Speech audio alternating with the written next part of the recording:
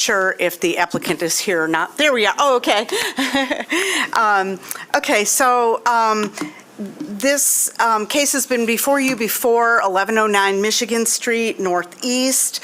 The Planning Commission did consider and approve special land use requests for both medical marijuana and then subsequently recreational adult use marijuana.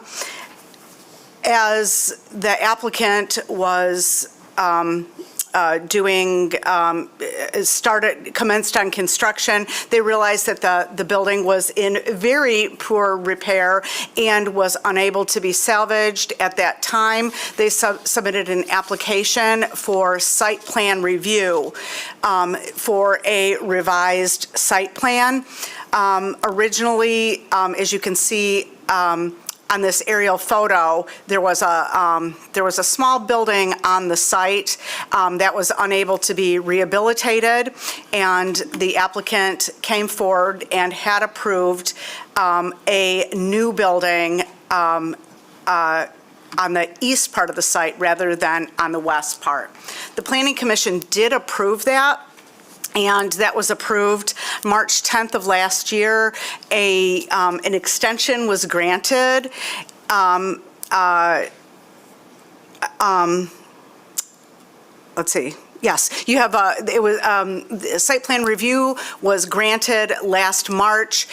They have a year for that approval to be valid. Before expiration, the applicant asked for an extension, which they received. That extension is coming up on expiration, and the applicant is requesting that that a second extension be granted. Pursuant to the zoning ordinance, up to 2 6-month extensions may be granted. So if, the Planning Commission should keep in mind that if you are not amenable to granting an extension at this time, then the project will not be able to proceed.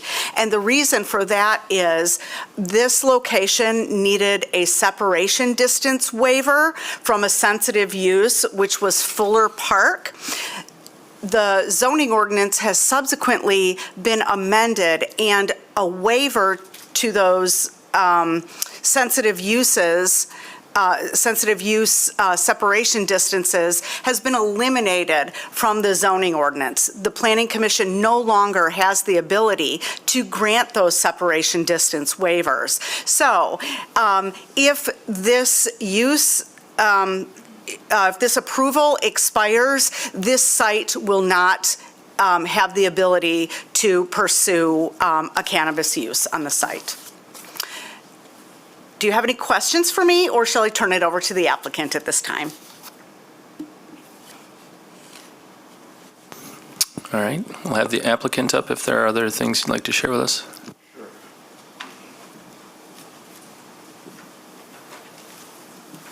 Hi, I'm Alan Green. I'm the counsel for the applicant. I was here a year ago before you, and with me is James Fisher, and we were supposed to have Howard Luckoff, which are two principals of the applicant. So I think he's on his way, and he may miss this. But thank you for considering this. This has been a very difficult and unusual process for us. As Ms. Zeller said, we got approvals for the project. We started the project, which was going to be to rehab an old car repair facility. And when they started construction, they realized that the building was just not salvageable. So we went back and designed a brand new building, came back to the Planning Commission to seek approval of that building. It was a much better project at that point. The building was in a better location. It was brand new. It allowed better parking circulation.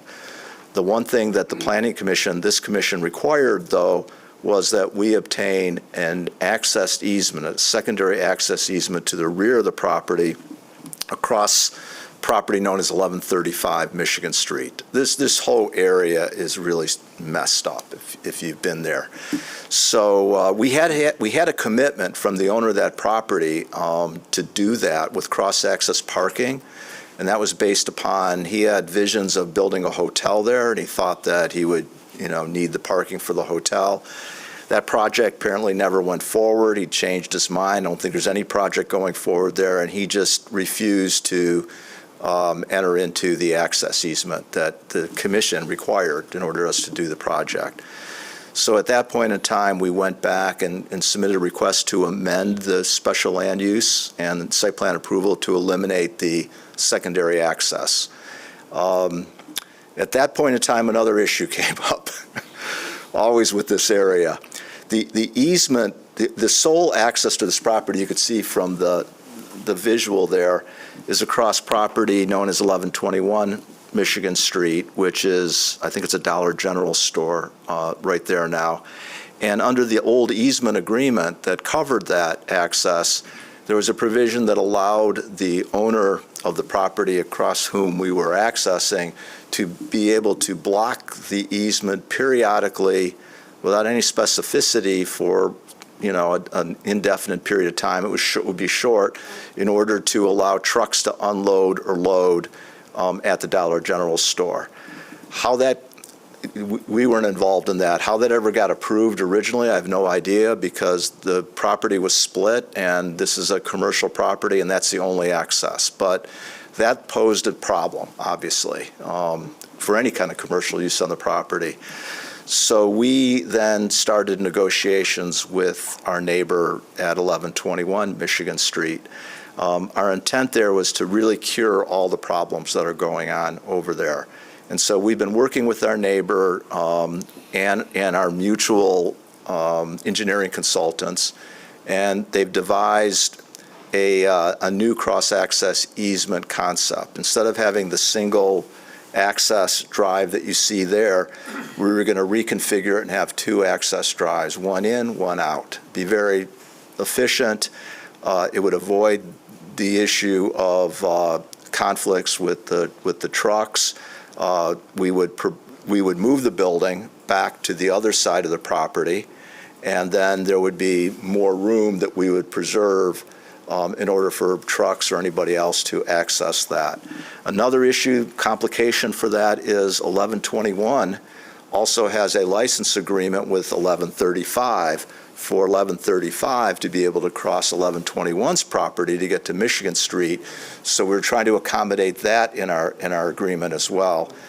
The final issue that complicates the matter a little bit is that one of the big benefits for our neighbor 1121 is the future redevelopment of their property. That's the Dollar General. If that lease should ever end or go away, it's a perfect area for redevelopment.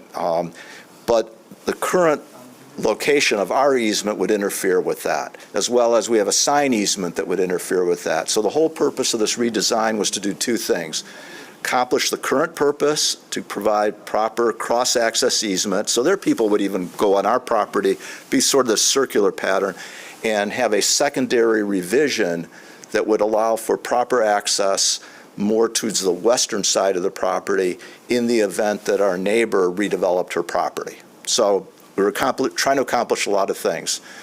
Needless to say, the process has been very slow. We got our 6-month extension. Elizabeth, was that February last? That was March 10th. That was March 10th. So later in March, I sent a new plan and an easement document to my neighbor's attorney, and it took several months to get it back, like 4 months of the 6 months. Now, we're all slow. I mean, I've been slow myself, too. There's a lot of issues, and so they came back with some can't even talk anymore, revisions to the plan, as to where the specific drive should be located, things like that, what needs to be improved, and an easement document. And that was in July already this year. And by the time, so August rolls around, I've been gone for a couple weeks on vacation, and I see that we got September, we're never going to get this done in time. And so that's when I submitted my request, because what we have to do is we have to have the easement agreement done, and then we have to come back to the Planning Commission for an amendment to the site plan, because what we're going to be doing is changing the entire access from a single access to a dual in and out, and moving, same building, same footprint, but moving it to the other side of the property. And we have plans for that right now, and it's actually a great solution. If this work, it cures problems for both properties, allows a better redevelopment of that corridor, and we're curing a problem that I'm not even sure how that got created in the first place. So that's where we're at, and I know it's been slow. We've got a huge investment in this, I think I said in the letter, because based upon our original approvals, we acquired the property. We had a contract to build the building, and the contractor started demoing it, and then we had them take the whole building down and stop because, as we said, it wasn't really worthwhile or a good project at that point to try to rehab that building that was there. Alan, will part of that future, over here, Yeah. Kristen. Oh, I couldn't see it. I'm calling Part of her. will part of that future, when you come back to the planning commission for the site plan amendment, is it also still your intent to eliminate the second means of access to Fuller? Yes, we won't have that access, but we'll have dual access in and out. Dual access to Michigan, Right. but eliminating the access Right. across We 1135. And we didn't expect, frankly, that there would be any real traffic or use. If you look at what that is, you're going through parking lots, you're going through, there's a drugstore there, and then the reality of the situation is, I've been told by your planners, that for 1135 to develop the kind of project that they were initially proposing, which includes some residential back there, multifamily, they need a building on Fuller. And once they put there's not much space on Fuller. If they put a building on Fuller, there's really no access point. So now you're all sharing the access that I think goes next to the drugstore over there. So by doing this, we're going to have dual in and out so that nothing will be blocked. We're going to be redoing one of the commitments we made that's not at issue, because we already agreed to do it in the documents we have, that we would be redoing the parking lot there for Dollar General. So it'd all be redone, repaved, restriped, everything. We'd have signage that would be in and out. Right now, it's just sort of like no one really knows. We would have an easement there, but people would be driving through the parking lot not knowing what they're doing. It's currently a real mess, and we've been working hard to cure it. It's just taken a lot longer than we hoped and expected. So in summary, I think the Planning Commission is being asked to consider a second and what would be a final extension that would allow them time to continue to work with Ms. Terpstra to provide that dual access out to Michigan, with the, I think, hope that would mitigate for the need for the second means of ingress, egress out to Fuller. And so the standard for the Planning Commission is that you find that the extension is warranted due to circumstances beyond the control of the applicant.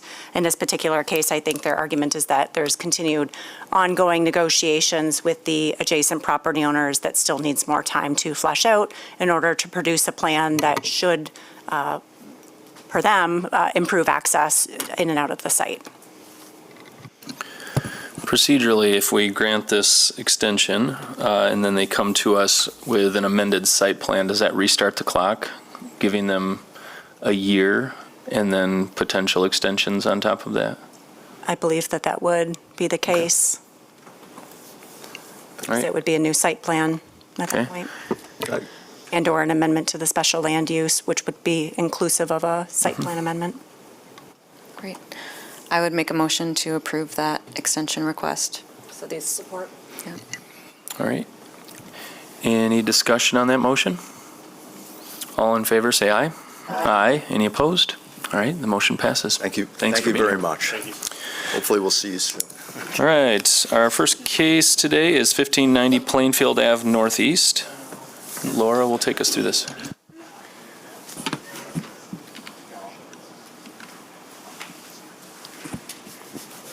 So our first case today, as said, is 1590 Plainfield Avenue Northeast. The request is for a new retail wine shop with on-site consumption in association with a flower shop, retail flower shop, and a space to host workshops for people to come in for flower arranging classes and wine tasting classes as well.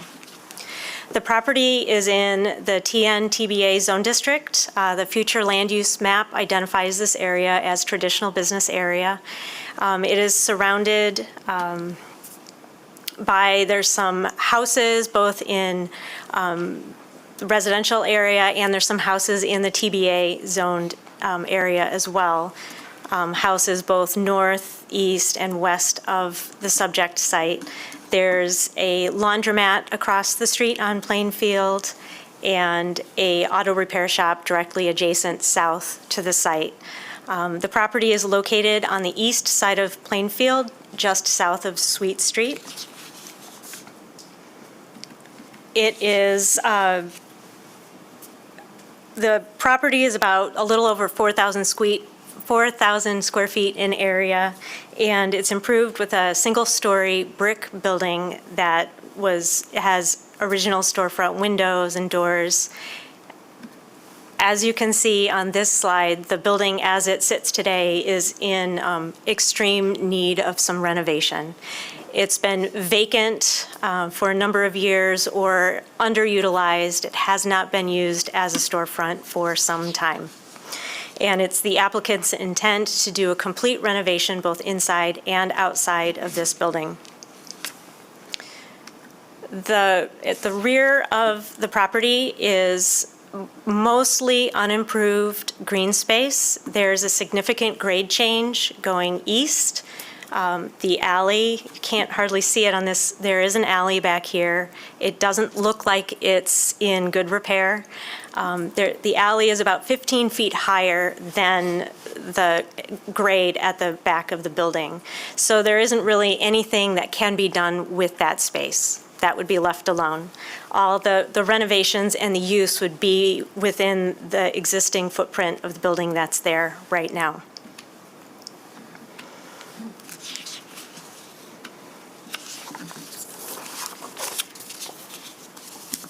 As stated, there are some significant changes planned for the building. Currently, there are 2 separate units, and the intent is to combine those units into one. Although there are 2 different retail shops, they will operate as one entity. The south side of the building will be dedicated to the floral side of the business, and the north side of the building will be more for the wine display. As far as building improvements, most of the renovations planned on the exterior are going to be focused on the west elevation. Currently, there are 2 existing doors. It will be one door, and it'll be moved closer to the middle of the building. And in place of the second door, an overhead door is planned to be installed. The building plans have already been submitted for these changes and have been reviewed for zoning compliance. And really up for today's discussion is the alcohol use that's proposed. The building changes have been reviewed.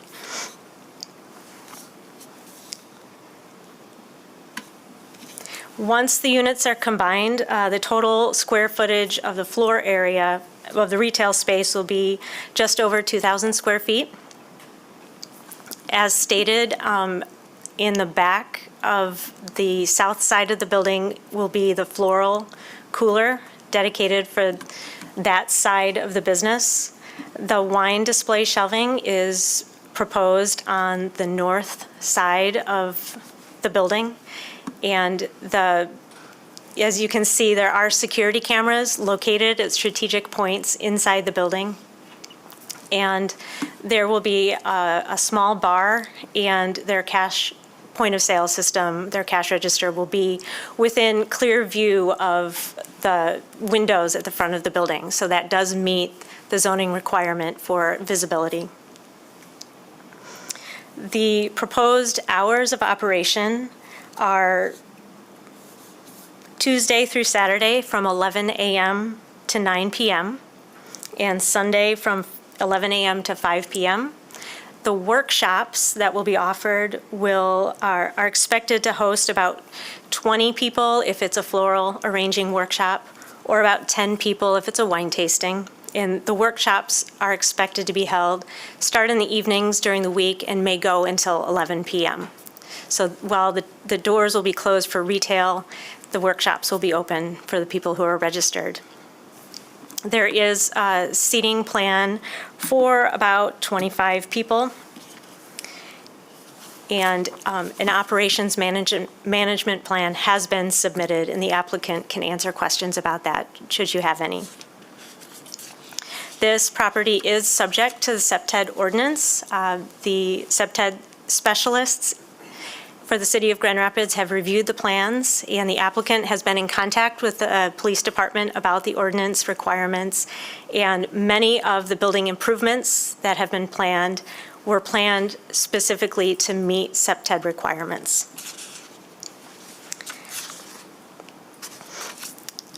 In regards to the parking requirement, based on the retail and the on-site consumption uses, 13 parking spaces are required. This is based on both the gross floor area and the occupant load of the building. And as I stated before, there is no parking available to be had on the site. So the Planning Commission may consider a parking waiver to allow for these uses to be approved at this location.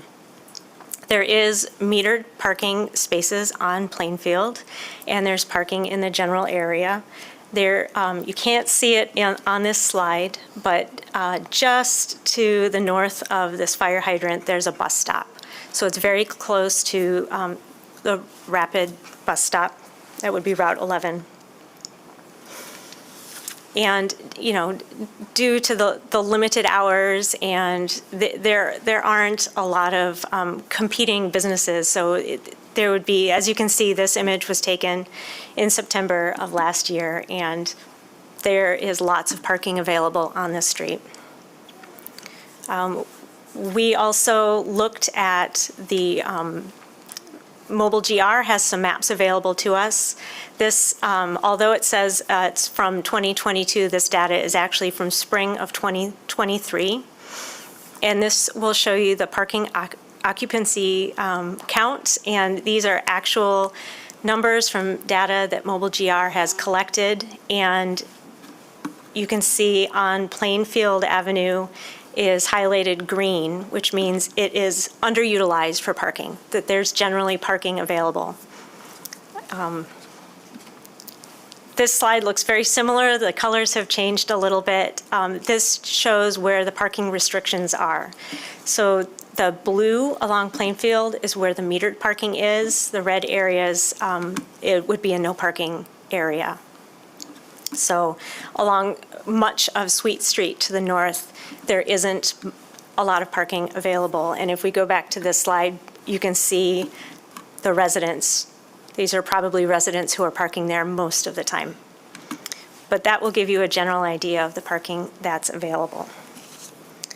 The applicant can talk about their neighborhood engagement efforts. They have engaged in quite a robust reaching out to lots of different organizations.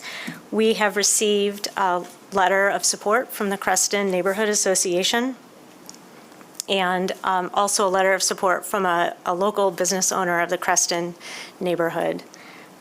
There was a letter of concern from a nearby resident on Sweet Street with some concerns about the parking. Does the Planning Commission have any questions for me at this time? Any questions for staff? Laura, did you find the operations management plan to be sufficient? It seemed rather lacking in detail.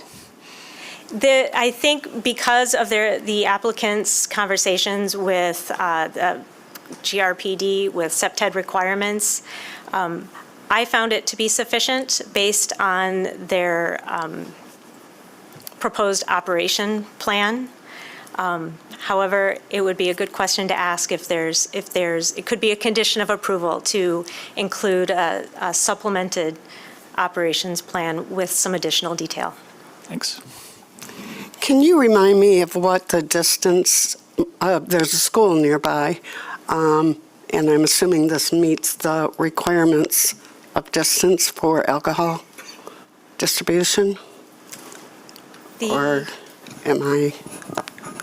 They have an opportunity to object, but Oh. typically do not. Okay, thank you. So even if you're within a radius, you may still do it as long as the school doesn't object. Thank you. for And reminding the me of that. applicant can speak to this in more detail. They did reach out to Grand Rapids Public Schools, and GRPS submitted a letter, Yes. not of support or concern, just a letter saying that they acknowledge that this is a proposed business here, and they really didn't have objections to it. That's right, I remember that now. Could you go back to the parking, like the availability, or the next one? Thank you. I'm just curious. I just wanted to look at it one more time. Thank you.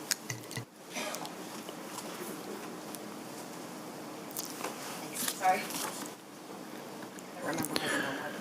All right, any other questions at this time? All right, thanks, Laura. I'll invite the applicant up if there are other details you'd like to share with us.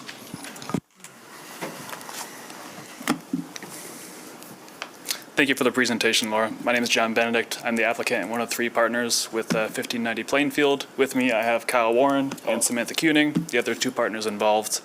Unless the Planning Commission has any immediate questions, I'd like to give a brief 1,000-foot overview in regards to this project. Can you just raise your microphone a little bit for us? Yes. Thank you. Excellent. So our goal is to be Grand Rapids' first all-natural wine retail shop with the ability for on-site consumption, and it's something that we're really excited about. We all have a strong background in wine. Kyle is currently the wine director at Post Off, which is a natural wine bar on Fulton Street. Sam works there around 20 hours a week in supplement to her full-time job. I've also had the opportunity to work there as well. From there, we learned a lot about natural wine and what is exciting about it, and we just want to share that with Grand Rapids. Part of that is educating people on what makes natural wine so special, and we want to do that with the ability for on-site consumption via glass pours, because the best way to get to know wine, honestly, is to drink it. And we want people to be encouraged to sit down with Kyle, our on-site sommelier, and just discuss the nuances of wine, what makes it special to us, what makes it special to the customer. And I don't know, I'm really nervous. I'm just really excited about this. Pardon me, I might throw up right now. We're also going to offer light, ready-to-eat bites. We're not going to prepare food on site, but we will have light hors d'oeuvres to sell. Cheeses Yeah. and such. Yeah, and we're in that process as well. I'm blanking on what else I wanted to say. Yeah. I have a quick question. So, can you talk about your kind of you have an overhead door in your plans, so is that just to provide light and air during the summer? I see you have no plans for live entertainment or anything like that. That could be, okay, yeah. Yep, the goal is mostly just to let in more light because we are right on the property line on the south side, so we can't install windows there, so we need a way to get in more light. So in addition to having the skylights on the southern side, we're hoping to have that garage door open during the summer just to provide a more inviting space. Yeah. And that's where most of like the house plants and flowers are going to be. So it's just going to be a very like open, warm living space with some seating to no drinking on the street, but it's going to feel a little more like open air French style dining. Got it. Yep. The hours of operation, it looks like the store will be open 11 to 9, and Sundays from 11 to 5. Oh, and the workshops, okay, are 6. Okay, I was thinking that the hours were looking a little bit restrictive, but I realized I was looking at the workshop times. So I retract any question. Okay. Any other questions for the applicant? I'm just curious, this isn't a zoning issue, but the pairing of wine and flowers, which is 2 of my favorite things, But what was behind that idea of bringing those two things together? I think that's a first for Grand Rapids. So I don't know if it was stated, but Sam and I are married. So I'm an advanced sommelier at Post Off, and she is a floral designer. And so it's kind of both of our passions to meld that. Yeah. And we met John, became fast friends, and we were like, Grand Rapids needs this. And we live in Creston, and Creston needs something like this.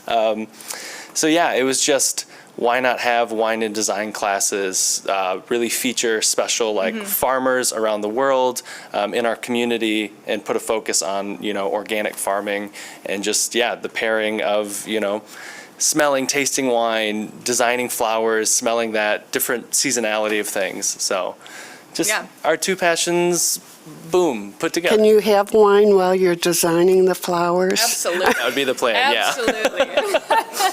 Thank you. Yes.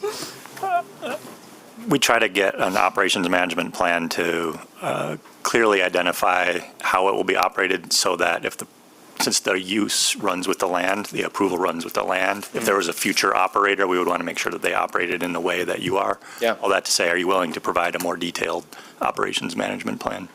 Yeah. Absolutely. Yeah, most certainly. Just for future reference, what do you find the operations management plan is lacking, and how can we improve upon that?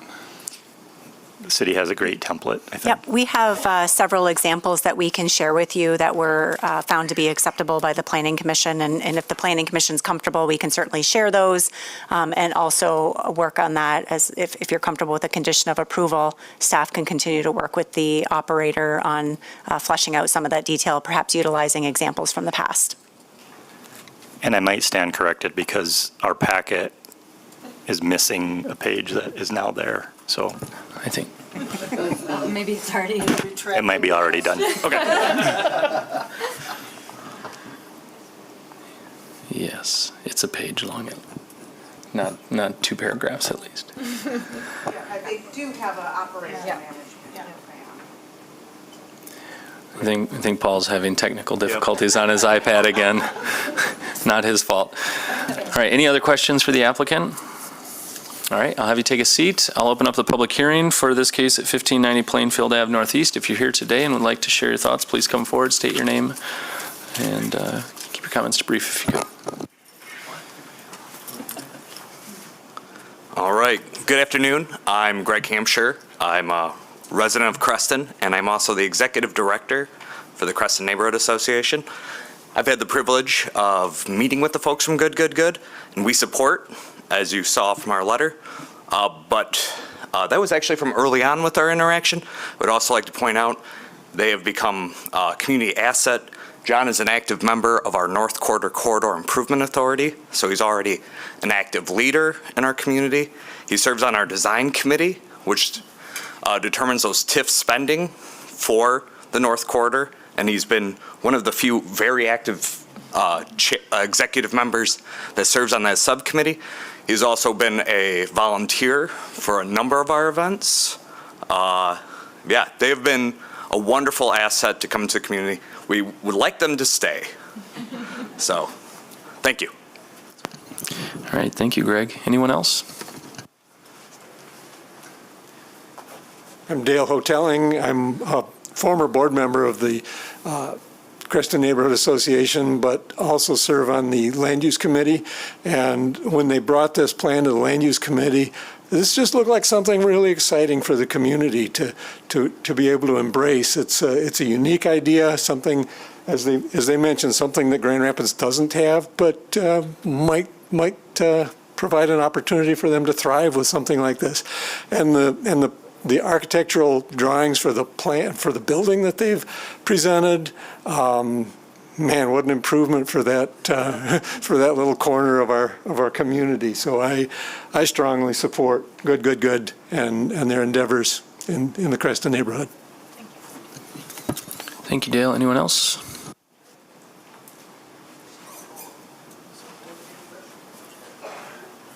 Tom Cronkrite, owner of 1400 through 1410 Plainfield, 131 through 133 Caledonia, Sun Title and certified. We're all in the district. We've been in the district now for almost 20 years. Coming here to support both Creston initiatives today. What I'm excited about is I heard this proposal, that building kind of sits on the north bookend of where the Creston Business District will likely provide walkability. It has been dilapidated. We looked at it many times just because it's such an eyesore as a gateway building on what is the east side. There's more density on the west side, but I think this concept would work very well for the site. I'm not concerned about parking because we want people walking up and down that district from a walkability standpoint. We've got, 200 new residents that we're going to be inviting into the district by way of a whole new stack of inventory that's coming online. So it's very exciting, and I just wanted to say, yeah, we would absolutely support and patronize that as consumers of other businesses within our district. So thank you. All right, thank you. Anyone else on this case? All right, I'll close the public hearing. Anything you want to address, or commissioners, any questions for the applicants? I do have one quick question, just back to the hours of operation. Is it 9 PM or is it 11 PM that you will be open? 9 PM, but the extended workshops that are closed to the public and are signed up That's- only, okay. that's 11 PM. Got it, okay, thank you. And then I have one more too. So as far as waste management, do you just plan to do it in bins at, like, there's obviously no room for any kind of trash enclosure on the site, but you just plan to use the normal Correct. city? Yeah, we plan Okay. to compost, trash, and recycling. And then Okay. we'll have those stored in the back hallway that is off limits to the general public. Thank you. We just noted in staff report that the classes and workshops for up to 20 attendees on the floral design and up to 10 attendees on the wine pairing, could those be conducted simultaneously? Potentially? I don't see why not. My first thought is we do want to maintain a really intimate environment and go over a lot of education with these workshops. We would be open to that if there was a market need for it, but at first glance, it doesn't seem appropriate to me. Okay. I only asked that question because it's a very specific number, and my experience is when we get to that level of specificity, unless there's a reason for it, can sometimes serve as a challenge for the operator, especially as they continue to grow. I did ask Laura to confirm, and it sounds like the building occupant load is 37.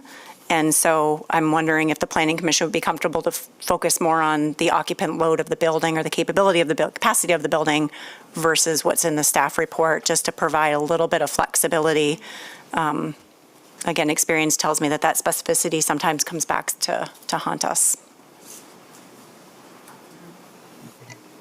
Seeing lots of nods. Yep. Thank you. Sure. I don't have a question. Are we to discussion? Yeah, we can discuss. Yeah. Unless other folks have. Any other questions for the applicant? All right. Thank you. Thank you. I think this is a super exciting project.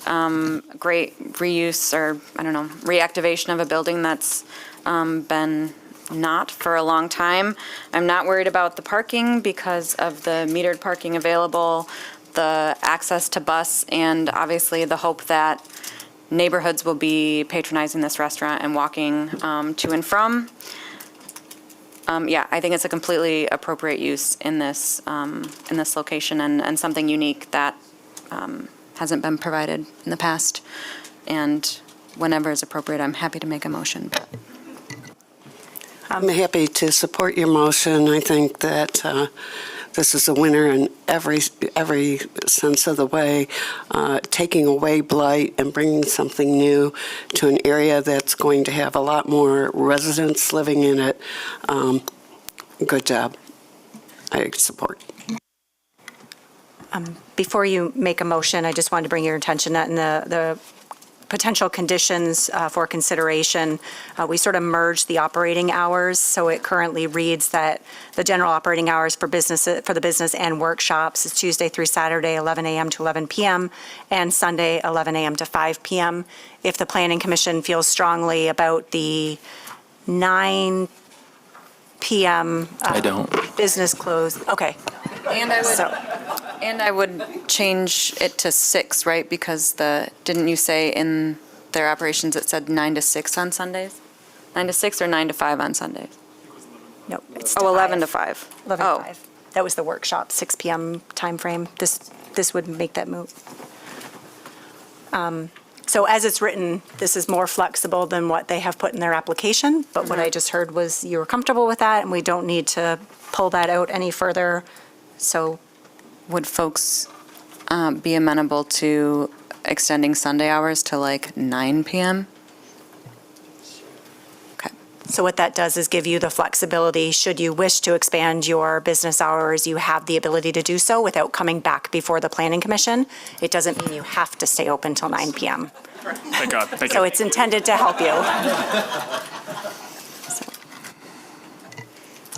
Yeah. Did your consideration, did you consider the parking relative to using the building occupancy for guests in addition to Yeah, public? I'm comfortable with that. If they were going to have workshops up to 20 people, an extra 10, I don't think would make a huge difference for traffic or parking. Yeah, okay. Could you craft that condition, though, related to the building occupancy? Thank you. Okay. Anyone else? All right, here we go. Now therefore be it resolved that the Planning Commission approves the special land use and site plan review request of Good Good Good LLC, John Benedict, to establish a new retail wine shop with on-site consumption at 1590 Plainfield Avenue Northeast and a parking waiver for the following reasons. The proposed use will be consistent with the purpose and intent of the master plan and zoning ordinance, including the zone district, because the proposed use will support the vitality of the local economy by encouraging investment, diversifying the economic base, and expanding employment opportunities, and provide a mix of uses in a commercial area. The proposed use will meet the site plan review standards of Section 5.12.8.e because the proposed elevation changes will maintain design elements consistent with the standards for the zone district.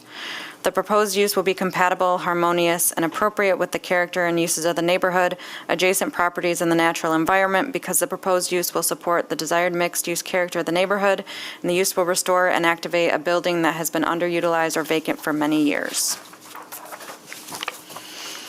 Potentially adverse effects arising from the proposed use will be minimized because the applicant has incorporated design elements in the building renovation plans to help meet crime prevention through environmental design, SEPTED ordinance requirements.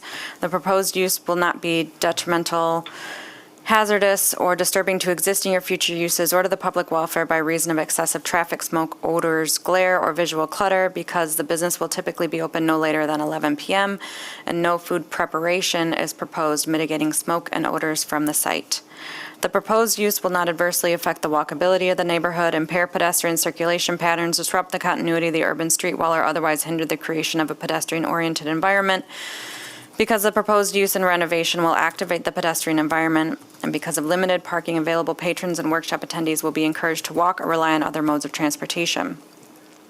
The building and site area required for the proposed use will retain as many natural features of the landscape as practicable because the renovation is proposed to maintain the existing footprint that will preserve the existing natural features and green space on the site. Adequate public or private infrastructure and services already exist or would be provided at no additional cost and will safeguard the health, safety, and general welfare of the public because the site is currently improved with public infrastructure and reliance on additional public services is not anticipated. The proposed use will not be detrimental to the financial stability or economic welfare of the city because the use is not anticipated to result in nuisances that require excessive code enforcement actions given the proposed scale, hours, and location. Given the character, location, development trends, and other aspects of the neighborhood, it is demonstrated that the proposed use and the proposed location for alcohol sales will demonstrably be an asset to the neighborhood because as proposed, the use will be unique as compared to existing uses in the neighborhood. The use or change in use as constructed and operated by the applicant is compatible with the neighborhood because an adequate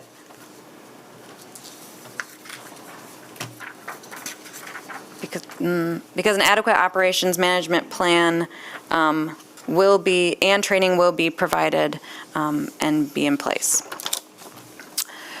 The use as proposed to be operated by the applicant will minimize or eliminate negative secondary effects on the neighborhood because the use will be relatively small in scale and the hours will be limited, and the operation is expected to be in compliance with the SEPTED ordinance. Be it further resolved that the following conditions of approval shall apply to this project. Standard conditions at A, approvals, which will be on the screen, but I will also read because it's the first time around. That the application and plans submitted by the applicant and signed, dated, and stamped by the planning director shall constitute the approved plans except if plan elements do not meet ordinance requirements and/or amended as amended in this resolution. That the use shall operate according to the application and per testimony as recorded in the planning commission minutes. That this approval does not include any proposed signs, and any future signs shall be subject to the requirements of Article 15 of the ordinance and permits received prior to installation. That a land use development services or LUDS permit, building permit, and all other required permits be obtained from the City of Grand Rapids prior to construction, demolition, or operation. That any expansion of the approved special land use requires an additional special land use review and approval by the Planning Commission. That the proposed use will comply with all other applicable city ordinances and policies and all state laws. That this approval shall take effect 16 calendar days after the date of the Planning Commission decision. 2, that the hours for packaged alcohol sales should be consistent with the general operating hours of the business and workshops, being Tuesday through Saturday 11 to 11 p.m. and Sunday 11 to 9 p.m. 3, that the area of packaged alcohol display shall be consistent with the submitted floor plan and testimony. 4, that the use shall comply with the requirements of the Crime Prevention through Environmental Design or SEPTED ordinance. 5, that the applicant shall work with staff to develop a more detailed operation management plan as necessary, and That the combined total occupancy of the proposed uses shall be 37 occupants. thank you. Yes. If it's not in your packets, it's an oversight because the applicant has provided a robust communication about, they have a document that details how they will comply with the SEPTED requirements, and they also have a detailed operations management plan. And I apologize if it didn't. No, that's okay. That's why I added as necessary, because it might not, Yeah. just want staff to confirm. We can Yeah. double check and make sure, since it isn't in your packet, we'll just double check and make sure we have everything consistent with past decisions. Cool, yeah. Thank you. Does that conclude your motion? That does. Support. All right, do we have a motion and support? Any final discussion? All those in favor of the motion say aye. Aye. Any opposed? All right, the motion passes. Thank you. All right. Our next case is just down the road at 1410 Plainfield Ave Northeast. Laura will also take us through this case. So we will be traveling north on Plainfield, not too far away from where we just were. This map looks familiar. Our subject property is at 1410 Plainfield, which, as I said, is further north. It's at the corner of Spencer and Plainfield Avenue, shaded here in green. Also, traditional business area, future land use map also has this designated as traditional business area. It's a large parcel with multiple attached buildings. As you can see, there's a city-owned parking lot to the east, and there's a church to the south, and there's a mix of businesses across the street on Plainfield Avenue. The request today is for a social services agency that will be providing free, new, and gently used infant and children's items to parents and caregivers, as well as some offering neighborhood classes, workshops, and the intent is to also be a resource hub for people in the community who need to be connected with organizations that can help them as needs arise. The existing site is about 11,000 square feet in area. But the subject property is the small southwest corner of the site as a whole. So it's just, the large site had been previously occupied by Sun Title. It's now, this use is proposed in 2 of the units, and it will comprise a combined floor space of just over 1,000 square feet. It is in, there are 2 attached 2-story brick buildings and 1-story brick building. These 2 units are a single-story brick building. This is what the site looks like today. This is the view from the street corner of Plainfield and Spencer. As you can see, there are traditional storefront windows, and there are actually 4 entrances into these 2 suites that will be combined into one. There really aren't any exterior changes proposed. As you can see, the storefront windows do have some cut film covering the bottom half of the windows. The Planning Commission may consider if this meets the intent of the zoning ordinance regarding transparency, or add a condition of approval that the site fully comply with the zoning transparency requirements for the business district.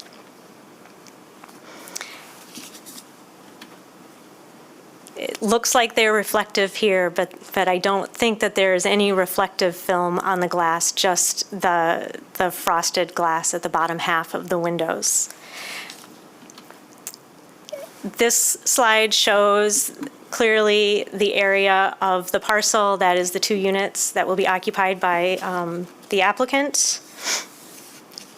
And as I stated, they will be setting up a retail storefront, although it will not be selling items, it will be giving items away to people who participate with their service agency. That will be on the southwest side of the 2 units. The north side will be dedicated to the office, a small office for their 2 or 3 employees, and the classroom space for their community workshops.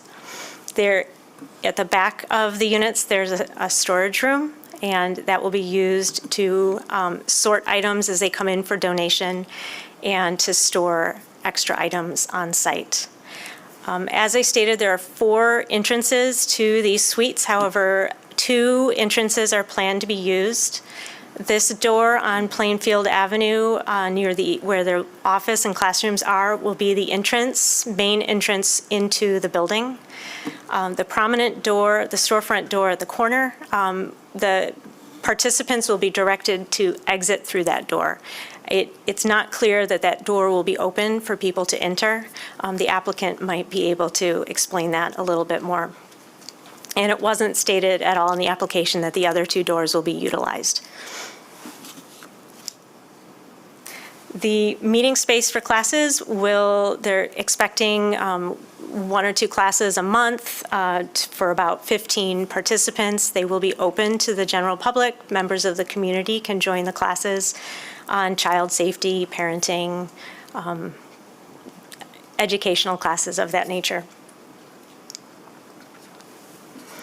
As stated, they will have 2 members. They will have 2 staff people on the site and have up to 5 volunteers. All of the donations will be accepted by appointment only. There is no outdoor use planned at all, and there's no outdoor drop-off area for items. It's all by appointment only. The hours of operation will be limited.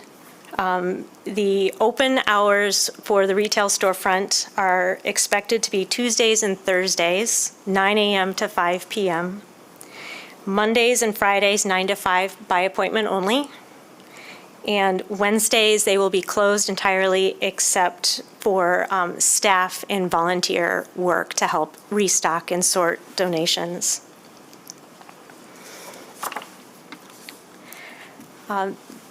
The parking requirements for this use is based on the total square footage of the site is 4 spaces total.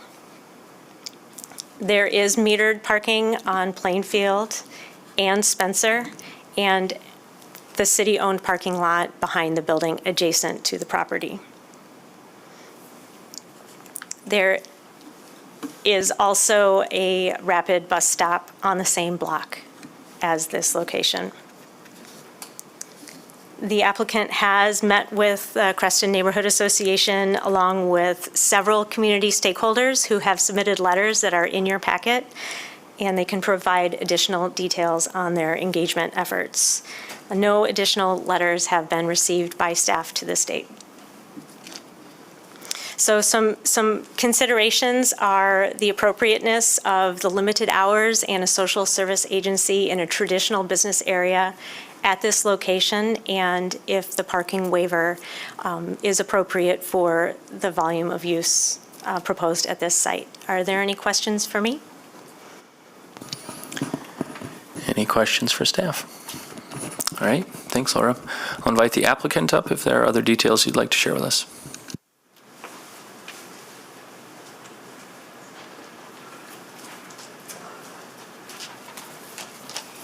Good afternoon. Thanks for having us. My name is Johnny Pinuve. I work at Warren Norcross and Judd. Have the pleasure of representing Catholic Charities West Michigan on this special land use application. And we have Stephanie Bush with us here today, who is the Parent Services Program Supervisor at Catholic Charities. We also have David Bellamy, who is the CEO back there. And we have Carol Maurer, who is the Director of Development and Community Outreach. Laura did a great job introducing the project, so thank you very much for that. The reason we're here today is because in the traditional business area, social services use requires a special land use. And I think one note that Stephanie will probably make and that we want to make throughout is that this use will very much look and feel like a retail use, but it will have those social service aspects to it. And so that's why we're here today with this application. And another thing I wanted to note very briefly before handing it over to Stephanie is that, as Laura mentioned, the exterior of the building is going to remain the same. There's no proposed development. There's no proposed changes to any of the landscaping or anything like that on the exterior of the building. So, those concerns of the site plan application won't particularly be addressed because nothing is changing on the exterior. So that's all I have to say. Pass it over to Stephanie. Thank you. All right, so my name is Stephanie Bush. I am a program manager for Parent Services at Catholic Charities. Have worked in the Grand Rapids area for Catholic Charities for over 20 years, so I've had a lot of opportunity to kind of be part of the neighborhoods and just kind of what the needs are of the community, so it's been kind of a long road with that. Again, we are coming forward asking for permission for this building for Gianna's, which will be the name of the actual business that will be going there, but are part of the Greater Catholic Charities West Michigan, which opened in Grand Rapids in 1946, so has been a part of the community for a very long time and has really been serving families and parents throughout the community for all that time. We have a lot of different programs throughout Kent County, but also as far north as Traverse City down to Benton Harbor, and really kind of invest in a lot of different communities. This particular idea to create this no-cost baby boutique is what we're going to call it. Really came from a lot of years of operating traditional baby pantries. So we have been operating a baby pantry out of the God's Kitchen building on Division for over a decade. We've also been operating a similar one in Muskegon for about the same amount of time. And in 2020, decided that we wanted to kind of really change the focus and what these look like, to not really look like baby pantries, what we would think of anymore, but to really create a dignified experience for families to come in and shop for items that they need in something that would really feel like they were shopping at a children's boutique. So we launched our first one in Muskegon in 2020 with really overwhelming positive reactions from the community. A lot of comments from parents and grandparents and guardians and fathers, right, coming through the program and feeling like it just was a very dignified experience for them. They really enjoy that process. They like shopping for the things that they need. And so really decided that in Grand Rapids, we really wanted to move from South Division to a more family-friendly, right, neighborhood area where families would feel more comfortable coming and not only shopping, but also spending time. On South Division, just the nature of where we're located on Division, right, people come in, the parking is very difficult. the atmosphere is not particularly friendly for families coming in with small children, so they really come and they leave right away because it's not always the most comfortable experience. And being in Creston, with parks and splash pads and the pool and all of these other things that are in that area, we really wanted to be somewhere that we felt like families could not only come but maybe stay and enjoy the neighborhood, the other businesses, the parks, and other things while they were in that neighborhood. So from that really birthed this idea that let's kind of see if there's another place that we can go with this idea. A big part of the reason we chose Creston, again, one, because of the walkability of the neighborhood, because of the other services and businesses in the neighborhood. Another reason is because what we realized from looking around was that there are other services for families and children on the south side of Grand Rapids, on the west side of Grand Rapids, but this particular corridor of Grand Rapids just does not have a program like this. We have North End Community Ministries, which is operating a food pantry really right across the street from where we would be located. We also have St. Alphonsus Church, which operates a food pantry and clothing pantry. But neither of them had the ability to service families with young children. They just did not have the capacity, the funding. So it seemed like a really great place to go because we knew families on this side of town were really traveling a great distance to have any of these needs met. So that was kind of another major reason. And as we kind of came to Creston and started to explore more, the other thing that we realized was Creston's a very vibrant neighborhood. Just the advocacy in this neighborhood, the people really working hard to get people out of their homes and walking and get fresh food and all of the things that the neighborhood association is doing and all the things in the park. And we're just like, this is such a great place for families. And so the more that we were there and the more that we've been in the neighborhood, the more we've just fallen in love with the idea of families being able to come here and have just the ability to be part of this neighborhood. So all of those reasons were kind of why we landed in Creston. Another, I think, important thing is just, a lot of this comes from, because this is no cost, we really are relying on the generosity of a lot of corporate donors, so we have Spartan Nash and Meyer and Priority Health and the Jander Noahs and the Cook Foundations. All of these major corporations are what come under us, right, and allow us to offer all of these services free of cost. So that's a really important piece. What we've noticed in the last, especially 5 years, is that, the struggle is real for families. This isn't just something for low-income families. We see a lot of middle-class families, too, who are just trying to make ends meet. And sometimes, getting a box, because we give away full, cases of diapers, getting enough diapers to get through most of the month and getting a few extra outfits and getting all of those things will just be enough to free up some of their extra income to use for utilities or to use, to go out and do fun things with their children. So, our hope is really to kind of allow for some of that for families. There's a lot of families in this part of town, right? And again, not just low-income families, but middle-class families, a lot of people that can make use of the services. So the basics of how this will run, like they said, we're not making any changes to even the interior structure of the building. The two suites are currently already attached to one another, so you can walk from one to the other. That front suite with the kind of diagonal that's shown in that picture is a large open area. So the only changes that we made was we we painted the space and we put like a vinyl plank hardwood flooring in it. And then we really filled it to make it look like a boutique. It has really gorgeous wall racks, round racks, beautiful artwork, just things that if you would go into, you would feel like you were shopping at a store. And so it's a really great, beautiful area. There's a doorway then that goes into the other side. And like I said, we have a big open area with tables set up there. The hope for that, again, will be, like they said, some classes in the evenings. We've launched some of this in our Muskegon location and plan to do the same thing here. One of the things we do is bring in certified car seat safety technicians to teach classes. Again, these are for anyone in the community that would like to come in and learn how to use car seats appropriately. They can come in and take the classes. We're doing those with the DeVos Children's Hospital right now. And so we have those a couple times a month. If people just want to take the class, they take the class. If they take the class and they don't have a car seat for their child, then we're going to give them a car seat so their kids can go home in a safe seat. Same thing, we partner with nursing students, and here in Grand Rapids will be with Calvin College that will come in and teach classes on all sorts of different things about children's safety, medical things. And again, anyone can take the class who wants to take it, but if you don't have a safe place for your child to sleep, same thing, we're going to give you a pack and play to take home with your child. So we're trying to do those things. The other things that we're hoping is to address other areas just where people in the neighborhood might really need to come and maybe make connections with other parents, other people that are parenting. So we have a doula who's one of the businesses right down the street. You know, she offered to come and do different work to offer information on doula services, on midwiving, all of those types of things. We have master's level therapists that can come in and, you know, offer some support for postpartum depression if those are things that we need. And we can keep expanding on that to really, as we see what the need in this particular community is and kind of how to bring community together. So,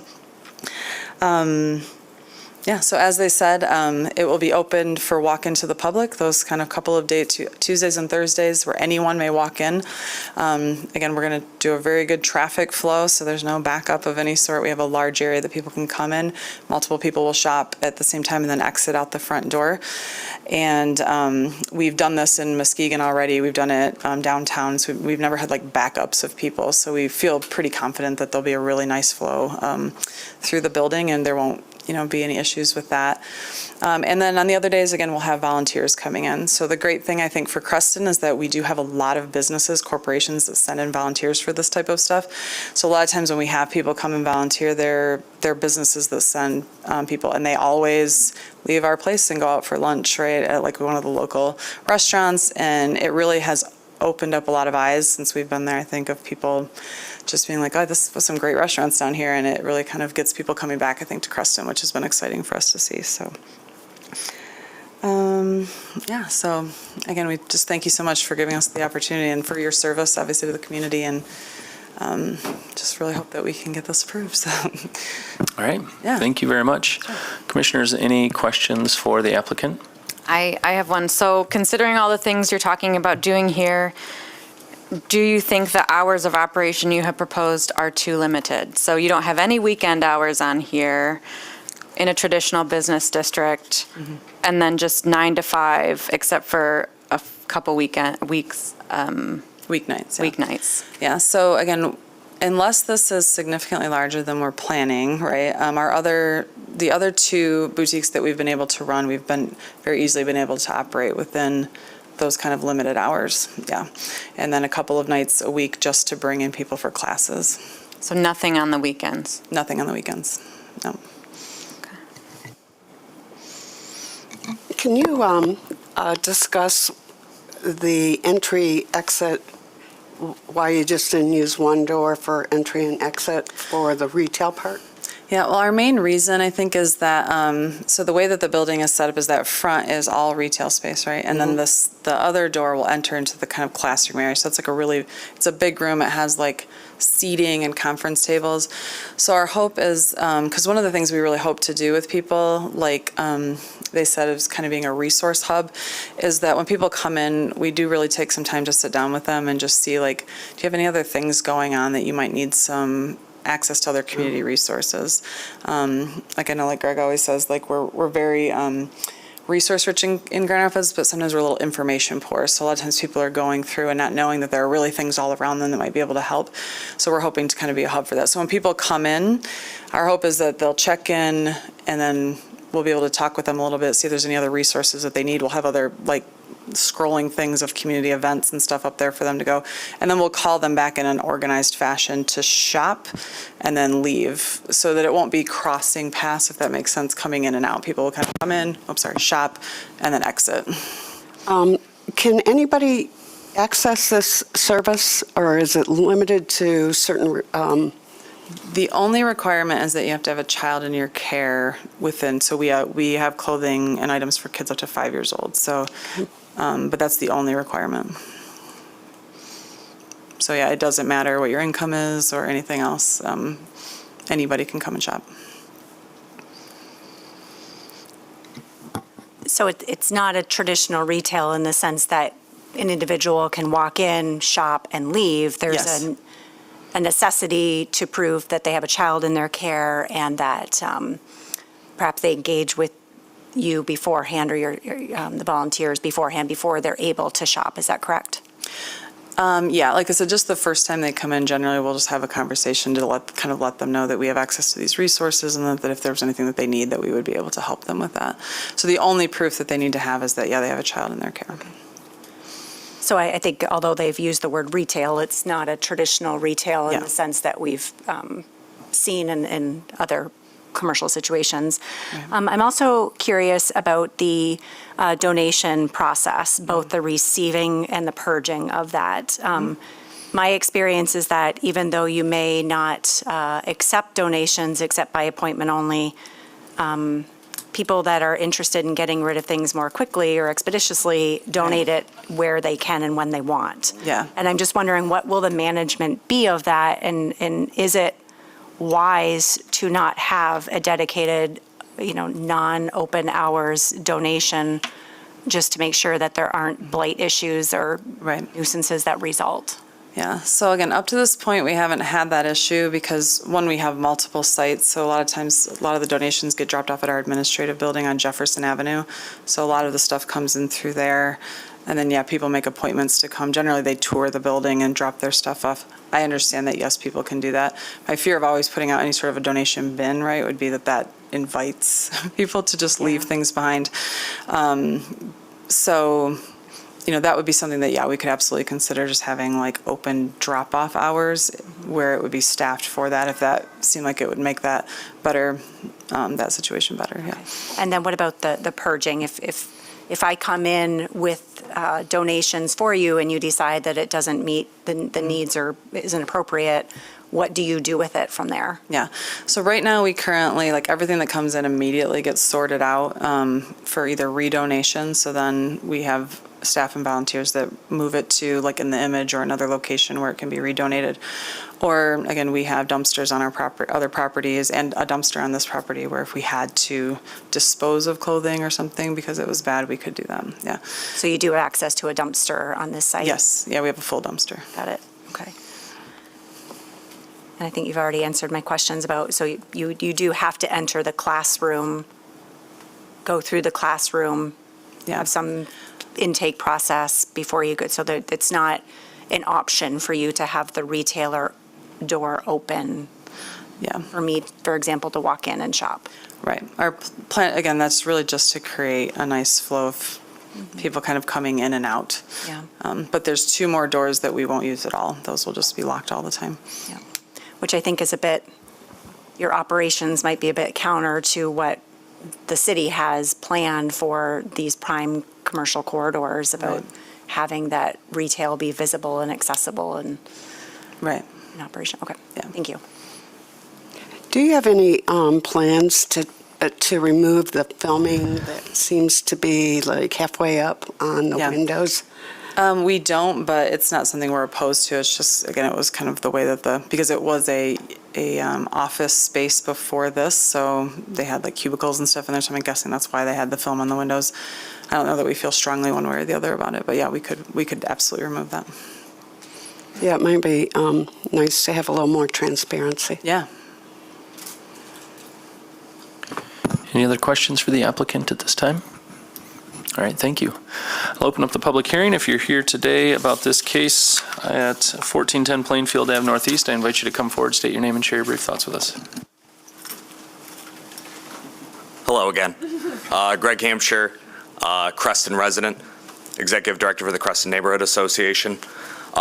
They have been very present in our community. Unfortunately, due to some scheduling conflicts on our side, we haven't been able to have a formal land use committee presentation. There's been other things that have been kind of taking all of our land use time lately. But as a resident, as a new dad, having something available to families that maybe are new to this world. I grew up in a single-parent home, so a lot of this has been new to me. I've relied on a lot of resources, and I'm comfortably middle class. So anything that helps folks demystify parenthood, I see as a good thing. It's a puzzle. Happy birthday to my daughter. Does that go in the minutes, Margot? But as a resident, as a new dad, I support this. NECOM is right across the street, a wonderful pantry, wonderful team there. St. Al's is across the street from my office. We've become this hub for people, and to be able to provide this service and give people dignity as they do that, I think is significant. You know, when people come in with needs, particularly around parenthood, which can have a lot of shame tied to it if you don't feel like you are performing as a parent, to offer people that grace, I think is very important. So, thank you. Thank you. Anyone else?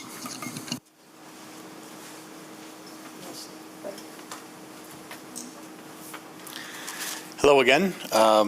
Tom Cronkright, owner of Sun Title, actually owner of the property in question here. The history of this site was interesting. Back in 2003, we had started to assemble what was the main Sun Title headquarters until we moved up into what was the former Hope Network building on the corner of Lafayette and Leonard. This site actually used to be a Comerica Bank branch. Next to it was an AA office. I'm heading from south to north. A computer repair, TV repair, trucking company, and upstairs a dilapidated kind of seedy two-bedroom apartment. So we have seen over the last almost 20 years kind of the stabilization of Creston, and now I think we're approaching kind of a renaissance with what's happening. As Lawrence and I thought about what this would mean for Creston, we knew one day would come where we could vacate and we could start to invite new businesses into the district. We wanted to be a good steward of that inventory. We've seen firsthand, literally, outside of our windows, you don't have to look far to find need in the community. But at the same time, we saw just a few years ago, the first, families pushing strollers and joggers down the main road and bicycles. So it's starting to really move, and I think with what's happening with the new investment, it'll accelerate that.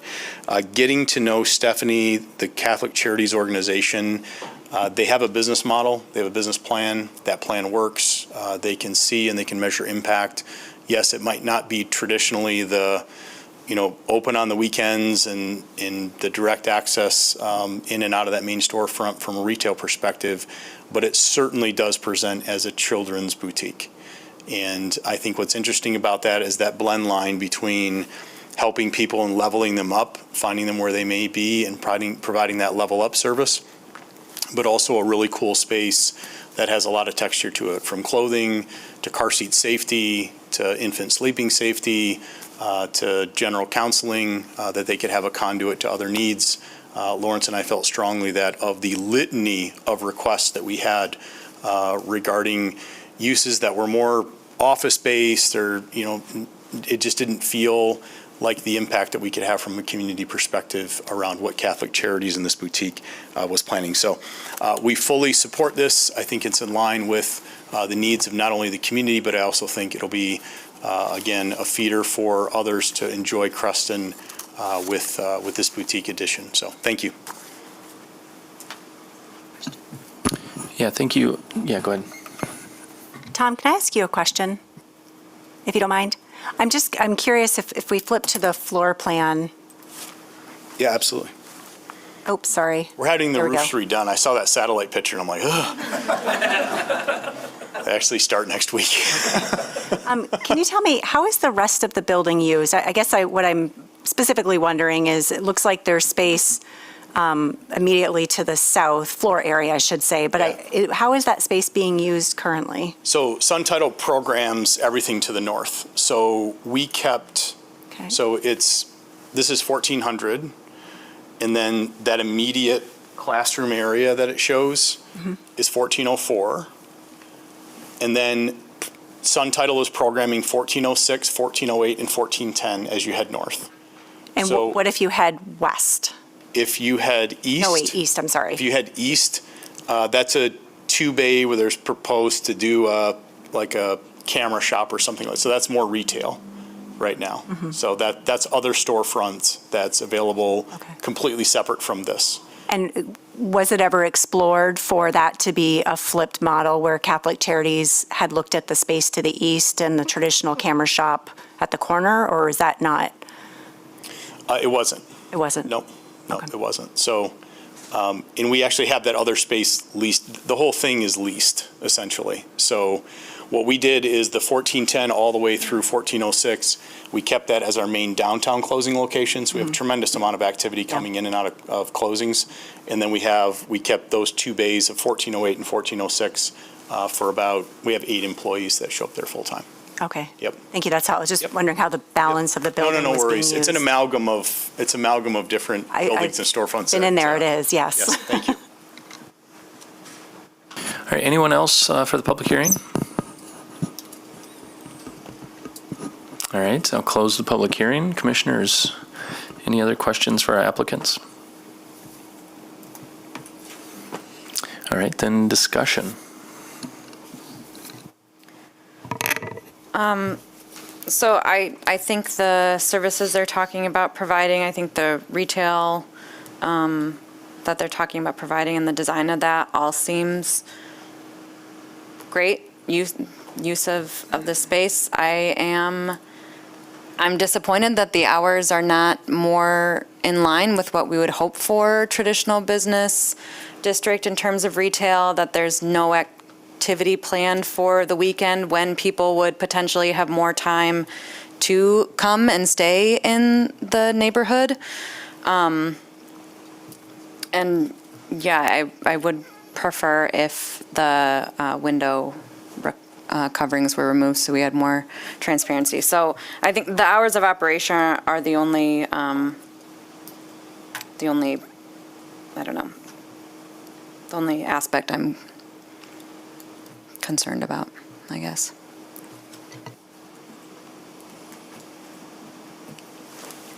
Yeah, I agree with Commissioner, but I do think that this opens up to more of a retail feel than what Sun Title was using it for, albeit what you did, excellent in revitalizing this whole area.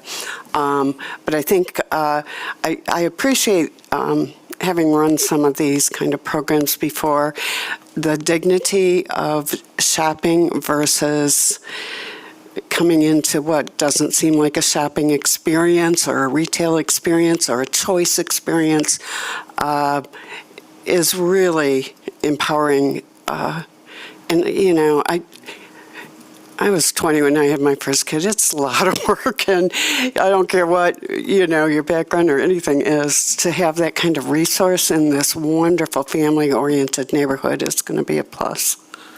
So I'm in support.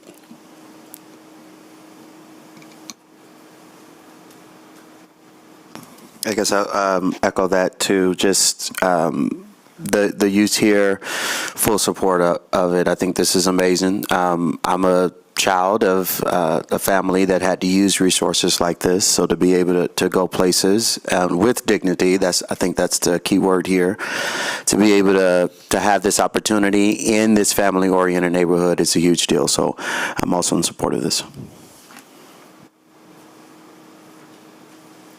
I would echo, though, I do wish it was a little longer into the weekend, or at least one day out of the weekend. I think that would be easy. And the film on the windows, having that removed to make it a more, just the experience both inside and outside in terms of walkability. So.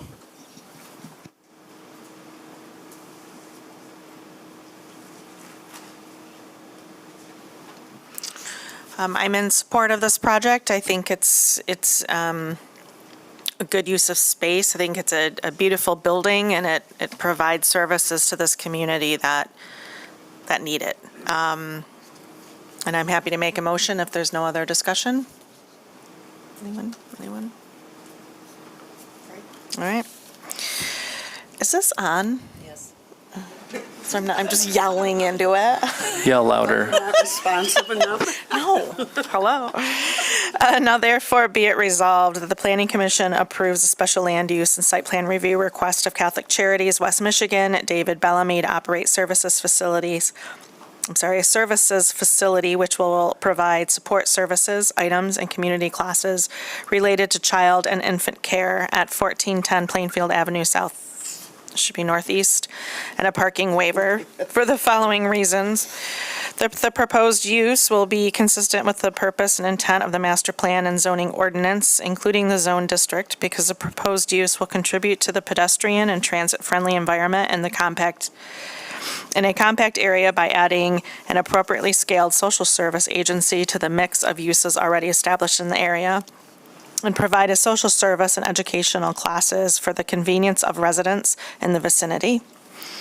The proposed use does meet the site plan review standards of Section 5.12.08.E because the proposed use will utilize the existing site layout and building elements that were designed to reflect TNTBA building requirements.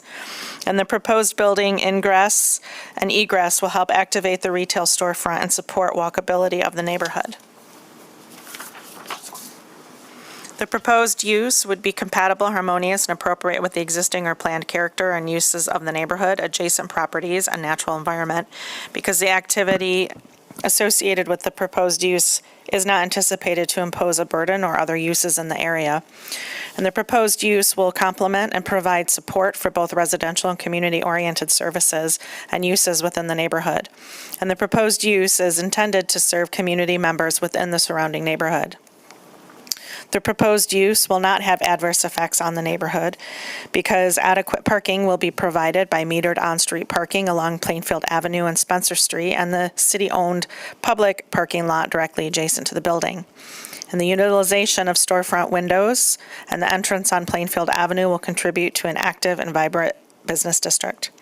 The proposed use will not be detrimental, hazardous, or disturbing to existing future uses or the public welfare by reason of excessive traffic, noise, smoke, odors, glare, and visual clutter, because the traffic generated by the use will be minimal and will only occur during limited business hours. No outdoor or late evening activities are to be conducted. And the classes will be limited to a maximum of 15 people, which will minimize impacts on travel and parking in the area. The proposed use would not adversely affect the walkability of the neighborhood, impair pedestrian circulation patterns, disrupt the continuity of the urban street wall, or otherwise hinder the creation of a pedestrian-oriented neighborhood, because the proposed site plan indicates appropriate pedestrian access from Plainfield Avenue, and no additional site design elements are proposed that would impede on pedestrian circulation or the public right-of-way. The proposed use will not be detrimental to the financial stability or economic welfare of the city because the use is not anticipated to create nuances that will require additional city nuisances. And the proposed use will provide needed services to the residents of the community. Be it further resolved that the following conditions of approval shall apply to this project. Standard A conditions set A on the screen. And the windows, number 2, the windows shall comply with the requirements of zoning ordinance section 5.1.14, building transparency for clear glass and reflective surfaces. Support.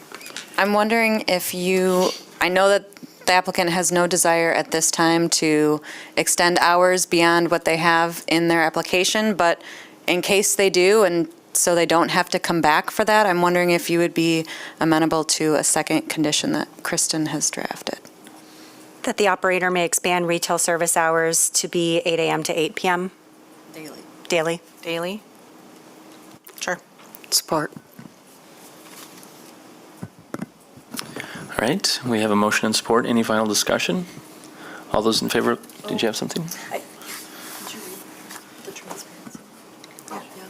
I tweaked the transparency condition for your consideration if you'd like. Yes, please. Just to say that the window film shall be removed and that the windows comply with the requirements of, and continue on with the sentence to be explicit that it's expected that the film be removed. So That's great. Yep, thank you. All right, still supportive? Yes. All right, all those in favor of the motion say aye. Aye. Any opposed? All right, motion passes. Thank you. All right, our next case is 59 Commerce Ave Southwest. Elizabeth will take us through this case.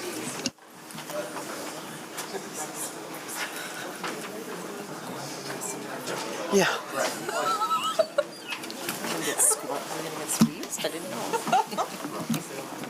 I slipped. Hi, 59 Commerce folks. Feel free to come right on up. The next item on the agenda is 59 Commerce Avenue Southwest. It's located downtown, and the applicant is proposing to open a new bar and restaurant at this location. This is before you today because bars or restaurants open past midnight do need special land use approval from the Planning Commission. Would you mind stepping out and letting them know? Thanks. Special land use approval for the service of alcohol past midnight. The property is located downtown, as I mentioned. It's in an area of both new and older buildings. This is a single-story building, and it hasn't, to my knowledge, it hasn't been used for anything in a while.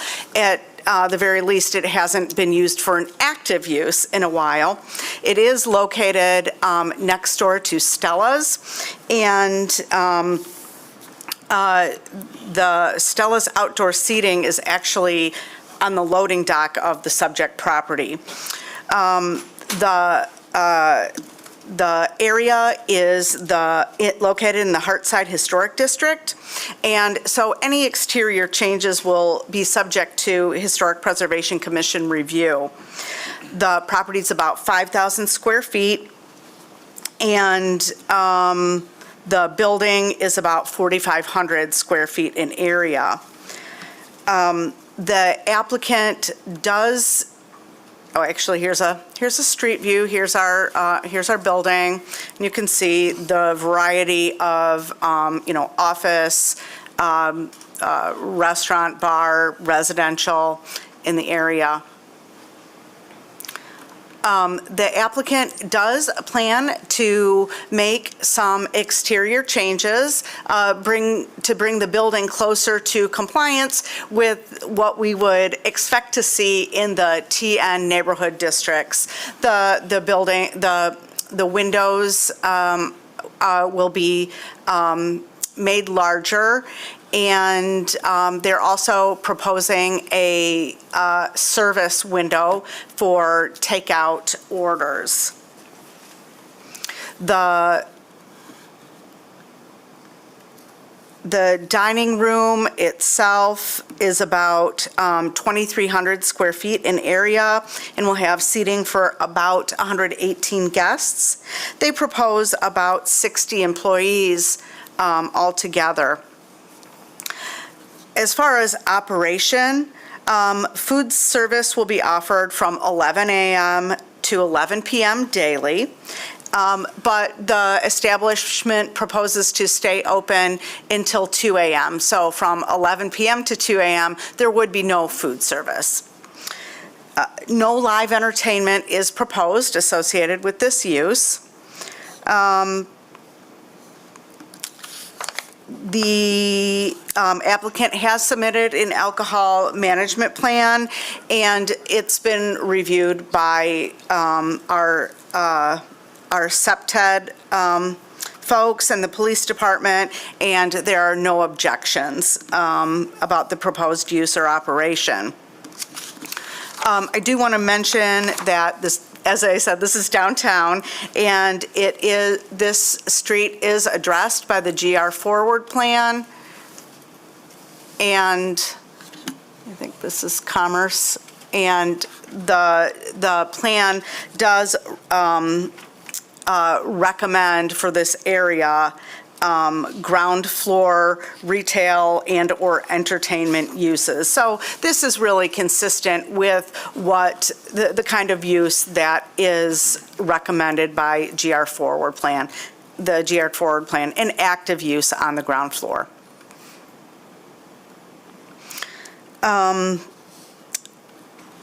I don't really need to talk about parking because it's in the city center and no parking is required. As far as neighborhood input goes, the applicant has sent informational letters to surrounding businesses, and we haven't received any written comments in support of or in opposition to the use. As of today. I'll defer to the applicant to talk about their outreach efforts. So in sum, we're talking about a bar and restaurant, no live entertainment, staying open till 2 a.m., from 11 p.m. till 2 a.m., no food service. And I'll be happy to answer any questions that you have or turn it over to the applicant. Thank you, Elizabeth. Any questions? Elizabeth, the corridor to the, I think, the south, is that owned by this property or is that separate? So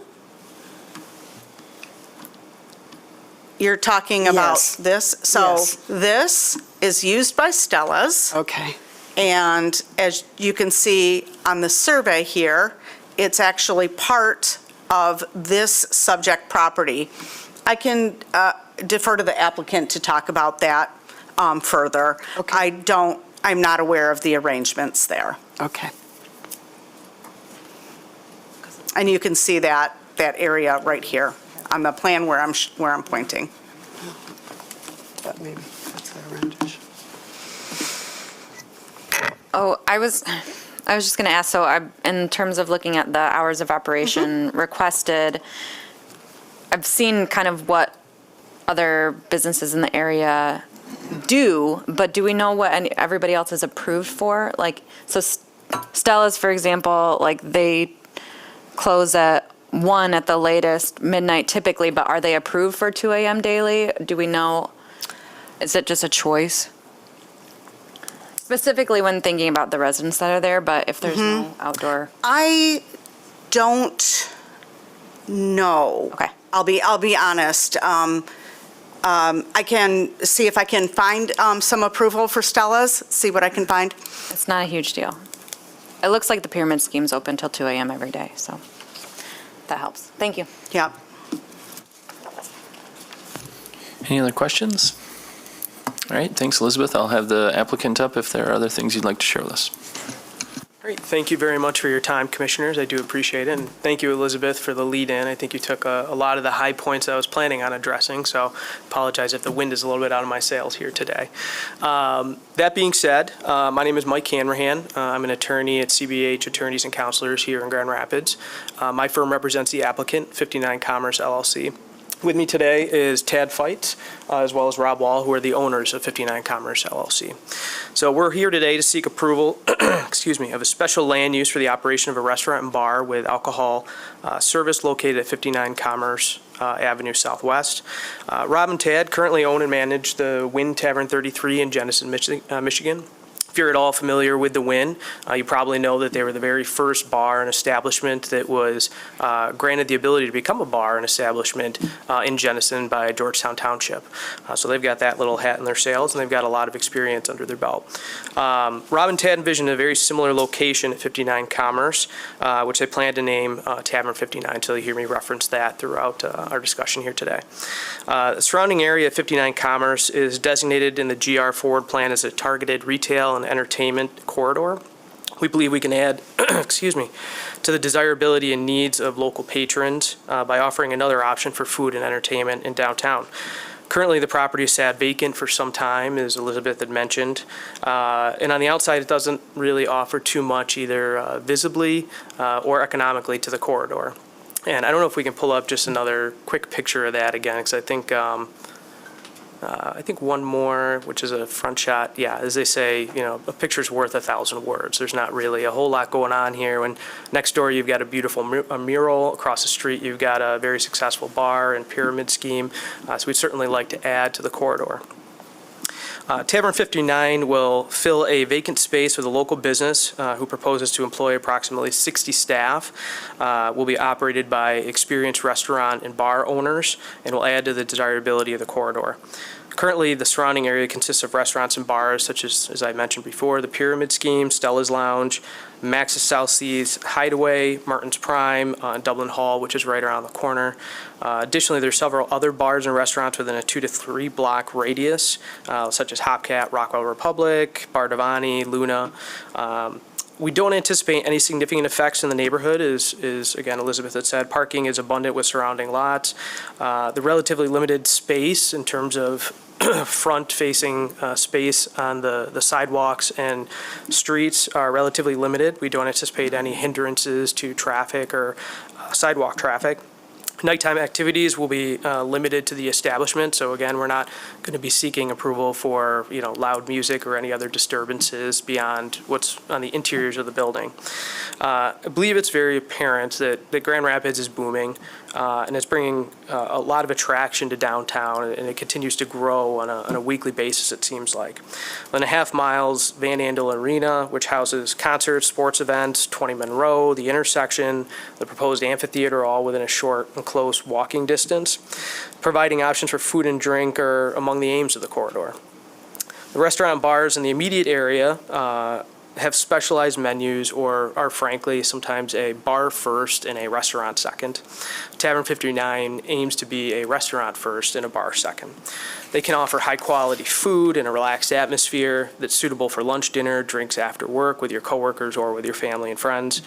So for those reasons, we think that Tavern 59 is going to be a benefit to the retail and entertainment corridor of Commerce Avenue for a long time. To that end, Commissioners, we'd be happy to answer any questions that you have for us. Thank you. All right, thank you, Commissioners. Questions? I just have one. So for the neighborhood engagement, we have information that you sent to the surrounding businesses. Did you interact with any of the residents in that directly across the street as well? No, we didn't, Ms. Joseph. Part of the reason why is there's a lot of rentals across the street. I don't believe that they're condos, so sometimes it can be difficult to reach out to those individuals and find, frankly, where they live. Because I think what you're referring to is the large apartment building directly across the street. Yeah, so sometimes it's difficult to find who the names of the tenants are, things along those lines. Even if they are owned spaces, typically they rent them out. There's a fair amount of rentals there, so it can be difficult to actually get in contact with the individuals. So no outreach to the residents? Not to the residents, no. Can you talk about or respond to my question about that? There's an alleyway or something. And my second question, we saw kind of a drawing of what expanded windows. Can you? But I couldn't tell what that meant or how that. Yeah, so the architectural drawings and general contractors had proposed to put a service window in the front right-hand side, I think, as you can see. And Further right. further, yes. You can use this as a pointer, use the mouse. Oh, I'm sorry. Yeah, so, and correct me if I'm wrong, Ted or Rob, but I believe this area right in here is where Keep we. going, though. That she's asking about the improved area that looks like, sort of like a garage, but it's currently an alley that is occupied by the other bar. Oh, this would be, sure, Nope, if you could just go back to the drawing. That's actually, There you go. that used to be where the trucks pulled in. Uh-huh. And that's actually the garage door that's behind where Stella's built their patio. And that's a easement that was in the contract we signed buying the building. They have that as an easement to Stella's. Okay, so that part doesn't belong to you right now? The part that's shown belongs to us, but it's the Behind, back. okay. Behind. It's like a driveway, right? Yep. I get it. Yes, exactly. That door is recessed, and in 2017, the Planning Commission provided a special land use approval for outdoor seating, so that space, what used to be a truck well, is leased to the adjacent property, which is Stella's in this case. The second question, though, that I did have about the windows being expanded, what I thought I heard, the black underneath the windows, are those windows, or what is that? Or is that just decorative? That's just decorative, yes. Okay. So the existing windows are not going to be enlarged? No, there's no plans to do that at this time. Okay. So this will be regulated by the Historic Preservation Commission for Oh, the that's exterior facade. Okay. And they trump you in terms of building element requirements. I know very clearly my place when it comes to historic And I do commissions. believe that that'll be in front of them or proposed to them next week. Okay. Just my apologies, just want to address Ms. Joseph's question one more time here, because as you can see probably from your packet, there were a number of different entities in that building particularly that letters were sent out to. So many of these letters in here were sent out to entities that do own or occupy that building as well.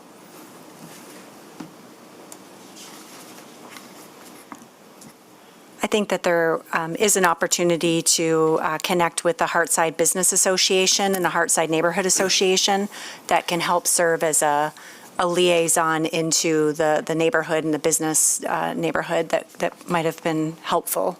Well, and this wasn't put forward, but I'm glad that you did bring that up. Rob and Tad have done an extensive amount of outreach just independently as owners of the Wynn. So prior to even buying this property, I think it was right around Christmas time, correct me if I'm wrong, but they had reached out to the Heartside District and provided, was it 100? It was Easter. Easter time, 100 about meals every Easter in the Heartside District. Could you come to the mic and identify yourself, please? Oh, yeah. Hey, I'm Robert Wall. Every Easter, we provide a minimum of 100 meals from the Wynn Tavern and bring it down to the Heartside District every year. Just something we do. Okay, and my second question was, I heard you state that you'll offer another option for food and entertainment, but it looks like your packet does not include entertainment, and that was reinforced in the staff report. So I'm wondering if you can clarify what you meant by entertainment. I'm not sure what you mean. If I said that, I misspoke. Okay. I don't think there was any intention to offer anything additional as Okay. entertainment. Thank you. We're not going to do entertainment. We don't want to deal with the entertainment side of the business. Oh, no singing. Yeah, the space is fairly limited in size. I think that approximately it allows for only 118 patrons. So it's not big enough, frankly, to be able to house that many people and still provide, quality restaurant service food, frankly.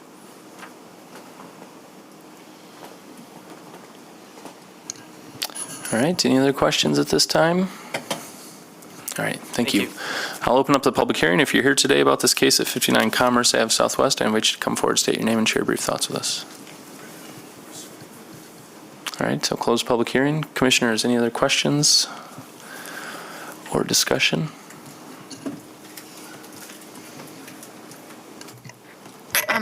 I think this is a perfect spot for this kind of use. It'll add to the vibrancy of the corridor, reactivate a building that hasn't been. I'm fine with the hours. There's no outdoor activities proposed late at night, so yeah, I'm good with it. I'm frankly glad to see this rehabbed in just about any way. It's been vacant for quite a long time. I think that it meets, the nature of the neighborhood, as you mentioned too, and I think the garage situation, if you're not really concerned about that, I tend to not be really concerned about that since there's already been some kind of agreement that's been reached, so I tend to just follow the directions as we have been provided them. So I'm happy to make a motion if there's not any further discussion. All right, go ahead.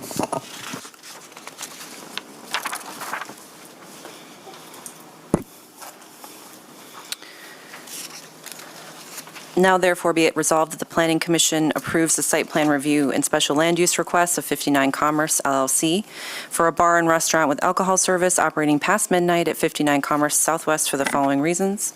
The proposed will be consistent with the purpose and intent of the master plan and zoning ordinance, including the zone district, because the proposed use will be located in an area designated by the GR Forward Plan for ground floor retail or entertainment purposes, reflect the purpose and intent of the TNCC zone district, encourage the reuse of existing buildings.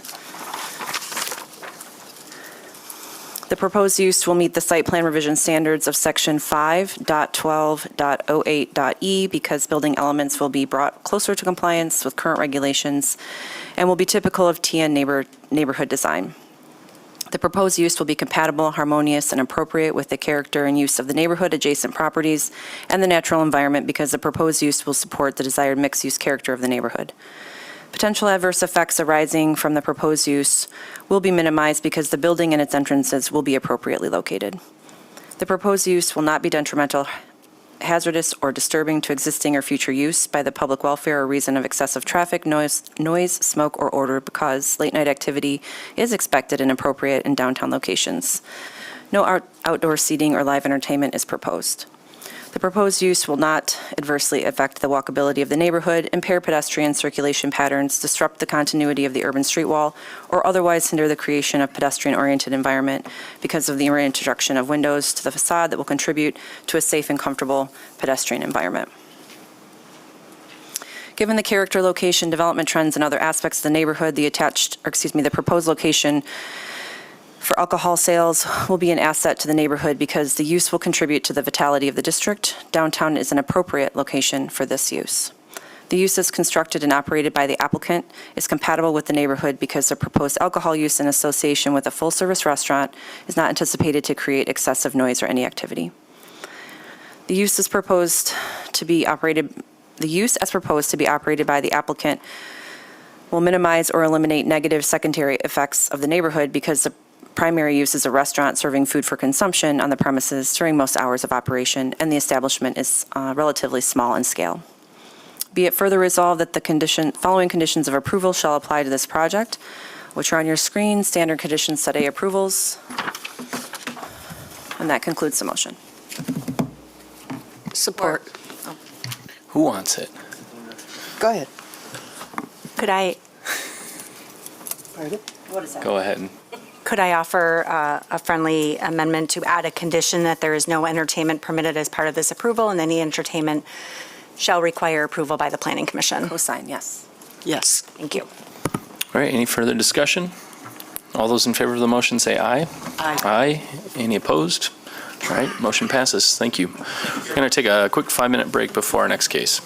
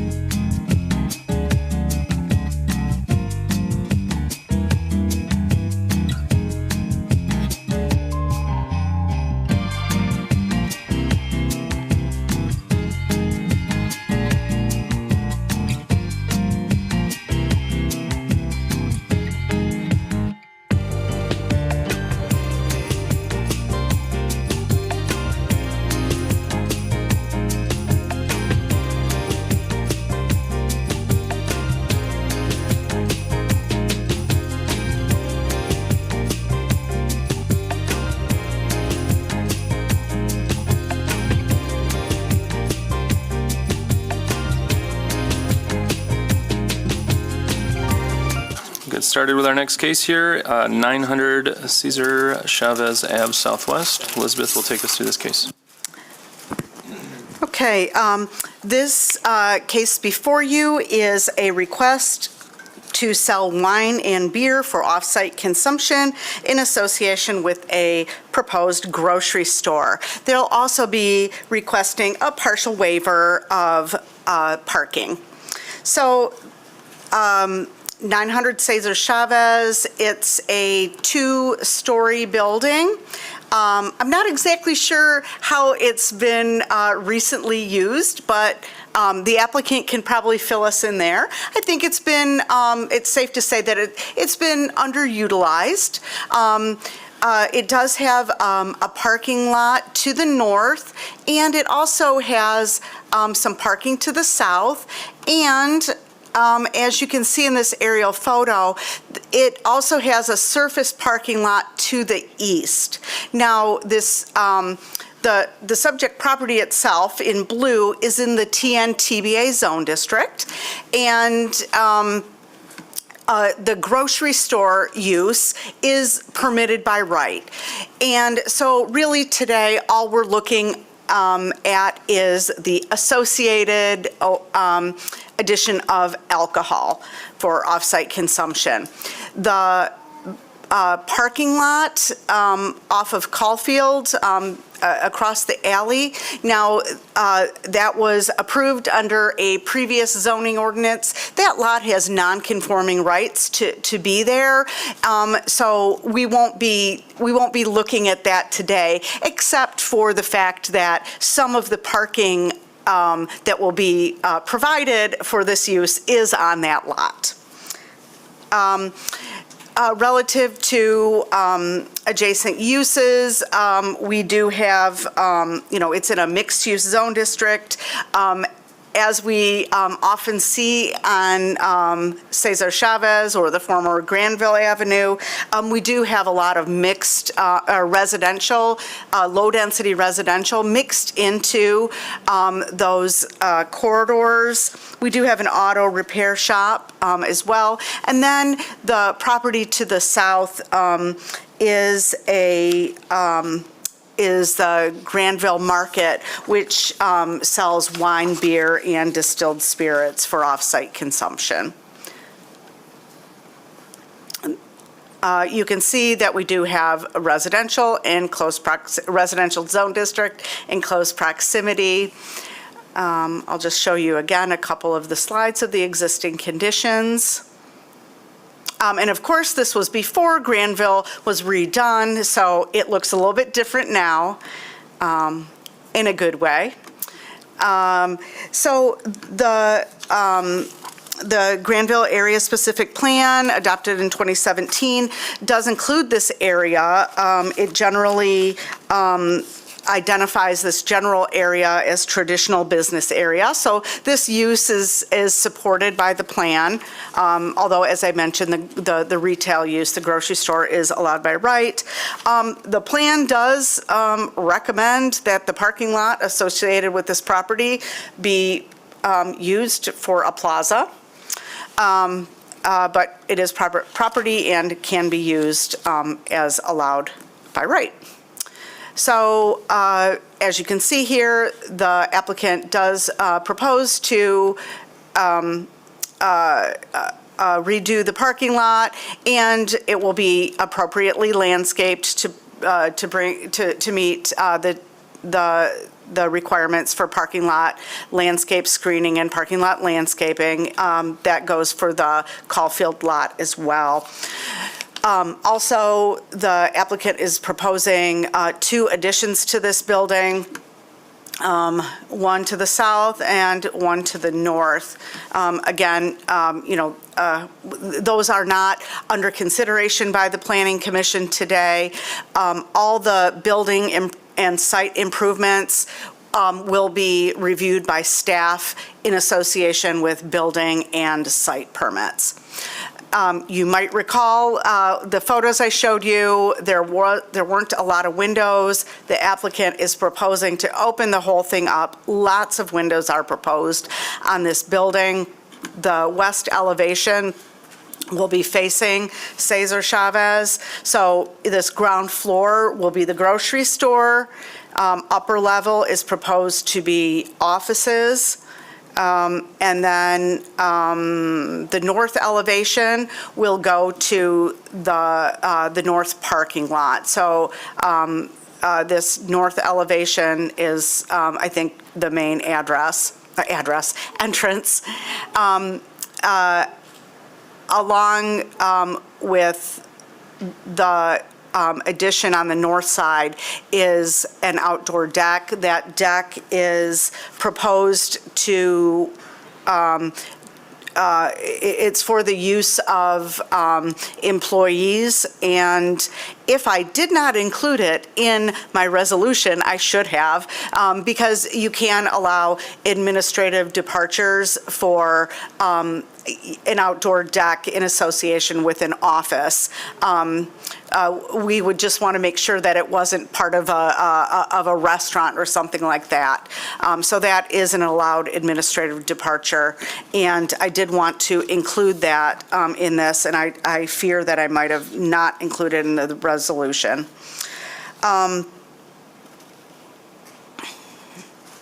This is the floor plan. You can see there are 2 entrances. There are lots of windows, as we saw in the elevations.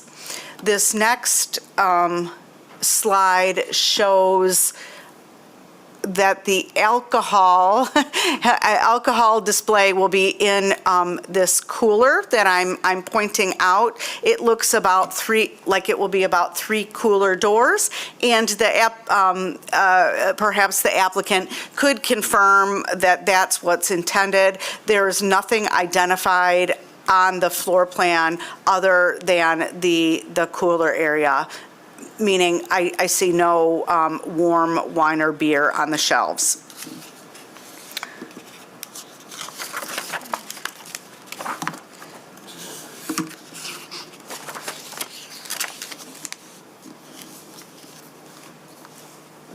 We do have regulations for the sale of wine and beer relative to visibility into the store. We want the cash registers to be visible. We have cash registers where I'm pointing. We have, there are some offices in the area on the corner, so I don't think the cash registers will be visible right there, but we do have a vestibule, and there are other windows on the west side. So I do believe that the cash registers will be visible, and we have not received any concerns expressed by the police department. The building will be subject to the crime prevention through environmental design ordinance or SEPTED ordinance, meaning that the windows will need to remain clear and unobstructed. So as a condition of approval, I did include that it be subject to the SEPTED requirements, and that also includes lighting and other elements. One thing that I would like the applicant to please confirm is there are reach-in coolers and bakery shelving on the windows, under the windows on the west and north side, and I just want to confirm that the interior fixtures won't be blocking the windows. So if you could address that, please, I would appreciate it. The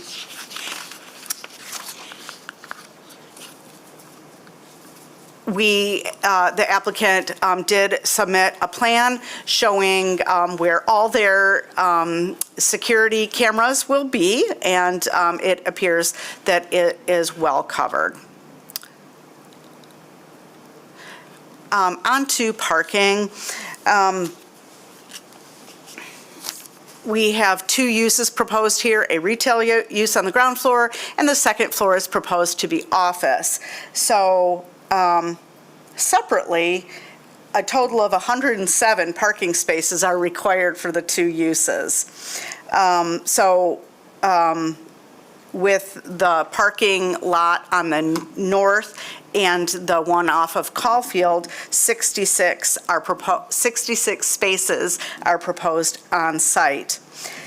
So there's a deficit of about 41 spaces. Because of the combination of uses, we can reduce that a little bit by using our parking coefficient. So that would bring the deficit down to 23 spaces versus 41.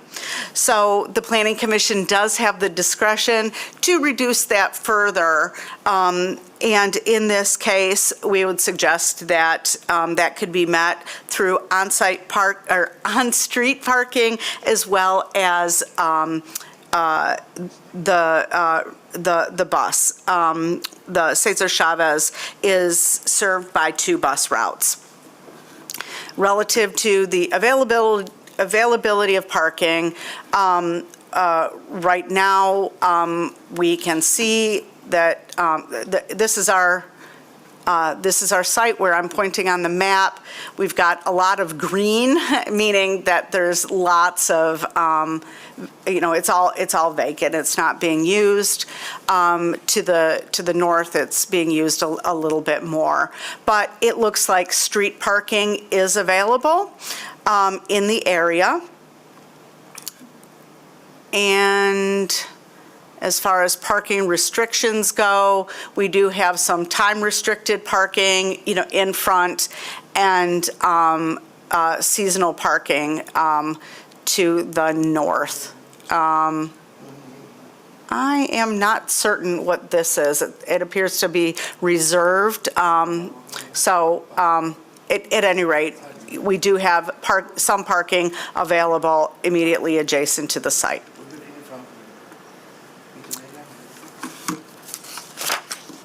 As far as neighborhood outreach goes, we have received letters of support from the Granville Area Business Association and the Roosevelt Park Neighborhood Association. Both letters generally support the redevelopment and the project, but neither mentions the sale of alcohol. I'm not, relative to the size of the store, the floor area devoted to alcohol here is relatively minimal. So I don't know if there was simply no concern about it or if it wasn't mentioned, but I know that Roosevelt Park Neighborhood Association at least would have gotten a postcard, and I haven't heard any concerns about that. So in sum, we're looking at a grocery store with the sale of wine and beer. I should also mention the hours of operation, which are relatively limited, and I cannot find right now. Parking. 8 a.m. to 10 p.m. daily. So they do not propose late night, early morning hours. Do you have any questions for me? Thanks, Elizabeth. Questions for staff, commissioners? All right, thanks. I'll invite our applicant up if there are other details you'd like to share with us. Good afternoon, commissioners. My name is Ben Cochran. I'm here on behalf of Olvera Enterprises, the administrating entity for the Supermercado Mexico that we are proposing to put into this space. We have been in the Grand Rapids and West Michigan area since 2006. We currently have 3 operating locations in the Grand Rapids and Wyoming areas. And this proposed space is going to be something very similar, if not equal, to our current operations right now, which is the primary sale of Hispanic-based products, and as mentioned, in this case, beer and wine sales. As described, if we could go to the slide that does have the, might have been the one just after. Sorry, might be the other direction. The one that has the descriptions to show the alcohol sales space. This one. Thank you. In this area here is going to be the closed-off space of the walk-in cooler where any alcohol will be kept. We have it marked off right now as a 5-door space at a maximum. That is something that can be changed. However, alcohol is not our primary merchandise sales, so it is something as more of a convenience in this case than anything, but is standard practice in our other locations that we have been able to do basically with zero issue. There is little to no plans to do room temperature alcohol sales, such as a display out on the floor. If so, it'll be a very reduced space, just of the same product that is still in the cooler itself. But otherwise, like I said, that is the gist of what would be the alcohol sales. No plans in place currently to do anything further than beer or wine. And to address the question that was this point on the bottom of the installations that would be here, I believe that originally this drawing was done before there was some discussions on the height of the windows that were going to be going in there. So those installations are something that are very easy to adjust or move if necessary, to make sure that we are not obstructing the outside view through those windows, to also meet the SEPTED requirements. Considering that we do have a location that is currently in Grand Rapids, we are familiar with the SEPTED program, and we are working to make sure that everything that we have here is completely compliant with said program. From here, I will turn it over to Craig, our civil engineer, to answer some more questions about the parking. All right. Thank you and good afternoon. I'm going to speak to the site plan a little bit, and particularly the parking. We're very excited in the renovation and the revitalization of what's currently out there on site. We have maintained the parking in the north on the corner and on the rear of the site, adding in permeable pavers as such to help with some of the changes, the revitalization of that pavement. We are getting some grant money from the state of Michigan for reducing our stormwater discharge from the site, so we're excited about that. And we've been in talks with the city engineers about that. And we think the addition of the landscaping on the corner specifically, and then certainly the landscaping around the parking lot to the rear in that residential area is a big benefit compared to what's currently there. One thing that hasn't been mentioned is that front parking lot will have 2 of the parking spaces occupied by a cart corral, so there will not be, hopefully not, stray carts sitting out there. I believe the parking counts may have been accounting for those 2 spaces to be removed, but we can work with staff on that. The alley and everything will be repaved as part of the project, just to keep everything consistent with new pavements. So I think that's a good benefit for the city on that. And another thing to note is there is a sanitary sewer line that runs under that alley, that most of the stormwater for the existing site currently enters into that sanitary sewer. So talking with city engineers, they're very excited to no longer see the amount of grit and sand and other debris entering into their sanitary sewer, as well as their excess stormwater. So a good benefit for the city with this redevelopment there. This diagram here does show that additional parking being added along Cesar Chavez with the reconstruction of that. So, parking immediately right in front of the store there. I think that covers a lot of the site changes and maintaining the driveways where they currently are. And I welcome any questions. All right, thank you. Commissioners, any questions for the applicant? Could you just talk us through how trucks will deliver product on the site? Right now, we're planning on trucks to enter through the alley and then sit in the alley behind the main building and use the overhead doors that are there. And do you have any information about the frequency of deliveries? Deliveries will be limited to a Monday through Friday, 8 a.m. to 4 p.m. basis. We do try to make sure those things are done before our peak time hits, so to not interfere with traffic flow and customer experience. So that is the earliest and latest any deliveries will be coming in. We do not plan to have any deliveries coming in on weekends either. Thank you. And then one other one. Are you committed to keeping the pervious pavers for a certain number of years? I know lots of instances where people have put them in and then taking them out. Yes, so this particular, I call it a paver. It's, if you're familiar with Atlas Avenue or some of the areas around Bridge Street, which is that larger block, they sell themselves as not being a paver because they work for much longer than a permeable paver, which has the gravel in between the bricks, which requires substantial maintenance. So as part of our grant money from the state for keeping our stormwater on site and infiltrating it, we've done the infiltration tests for that design. That is currently the plan. We do have an overflow connection into the city's storm sewer system in case it's ever inundated in that. We do also have surface inlets in case those there's ever failure of the infiltration of those, but at this point we hope to maintain infiltration within those parking stall areas indefinitely.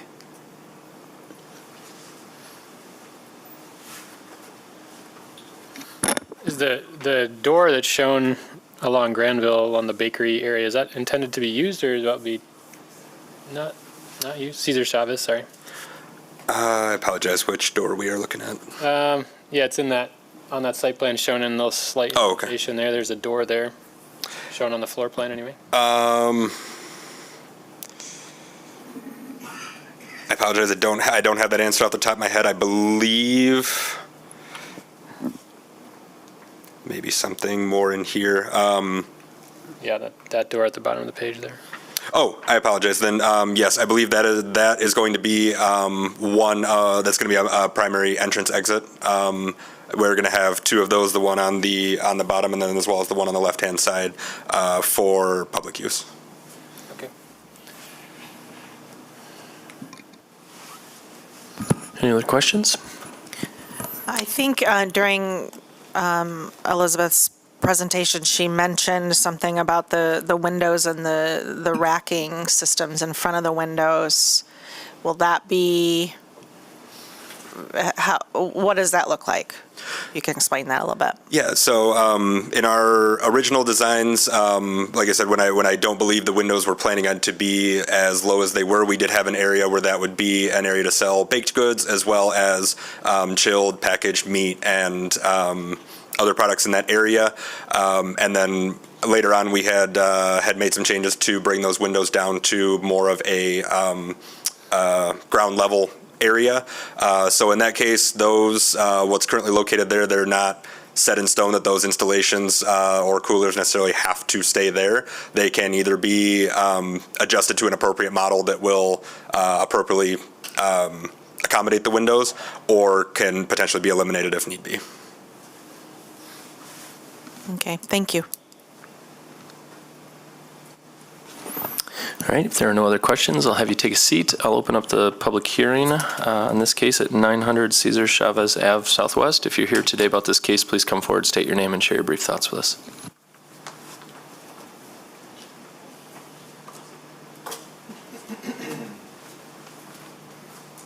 Hello. My name is Marcel Suazo. I've been living there on the area for 23 years. And I always hear, oh, you live on the hood, you live on the hood. Sometimes if we call an Uber and it's too late, they turn around right before my house. But we don't have problems there. You know why? Because we are homeowners. The same thing that happened on all that area. We don't want no more liquor store. We don't need that. On minus a mile, we have grocery stores. All of them can sell beer. Now the gas station will be able to sell liquor.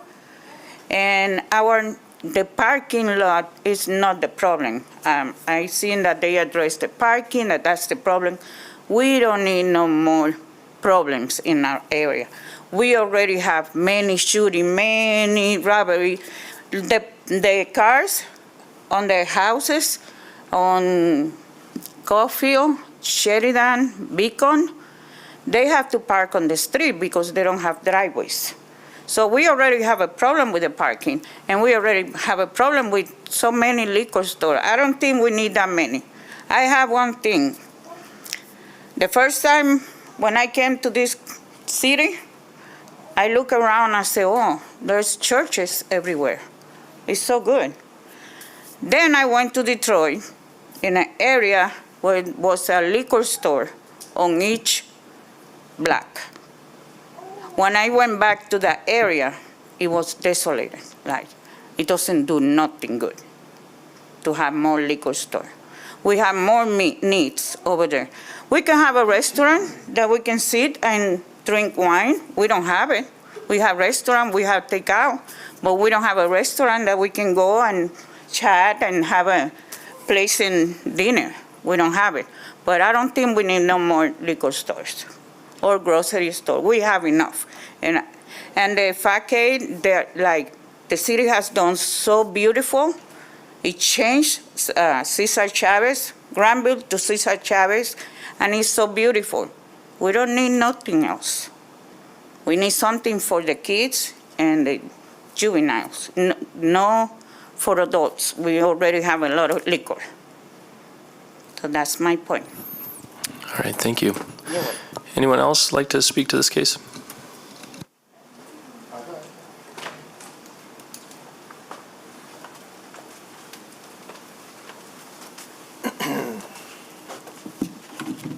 Hello, everyone. I'm a property owner at 911 Caulfield Avenue, located directly behind this proposed location. I actually will be sharing property lines with their parking lot to the rear of this proposal. Some of my concerns were also, just as my neighbor had already mentioned, and had came up, was parking, logistics of how that is a public alley in the back of it, versus where deliveries will be coming in, how they'll be getting out. Now, if there's a big semi parked or, there's one-way traffic down those things, how the rest of the neighborhood will be moving around it. Besides that, as my neighbor mentioned, the city has done a great job recently in the area redoing the streets, bringing Art Price all the way up to Franklin now with the new schools and the new churches and libraries there. I don't know the exact laws of liquor laws and beer and wine, but like they mentioned, directly to the other side that touches the property line is another existing beer and wine liquor location. So not sure about the laws, but just wanted to bring that up as a concern that I have, I live right back there with my family. Other things too, the city has done great with bringing in clinics, libraries, and I don't know if this, allowing another beer and wine right there is a great thing. Half a mile within this radius, there is at least 7 to 8 other food options, 4 of which are convenience, the other 4 which are fully fledged grocery stores, 2 of which I actually believe are the same company, located within a half a mile. Same owner, same company. This is their 3rd location within a half a mile, maybe 0.6 mile radius. Other than that, even right now, like I said, I live directly behind the proposed building. You can take a gander down there any day. There's numerous drunks and intoxicated people napping along on their property line right now, just sleeping, just, you know what I mean? They're not doing anything. If you take a walk down the alley, you get to a corner, the smell of urine will fill you up. You just what they do. Not to mention the order of trash with other supermarkets coming in, different things. Like I said, I live right back there. Those are the couple things that I'm concerned about. Once again, mentioning parking. Overflow is going to lead to the streets, whereas the residents now are able to park their car freely. We don't have to drive around the block trying to find parking. Those are going to be issues once this takes place. That's all I have. Sir, could you state your name for the record, please? Yes, sir. My name is Paramdeep Singh, resident at 911 Caulfield Avenue. Thank you. Thank you. Anyone else who'd like to speak on this case?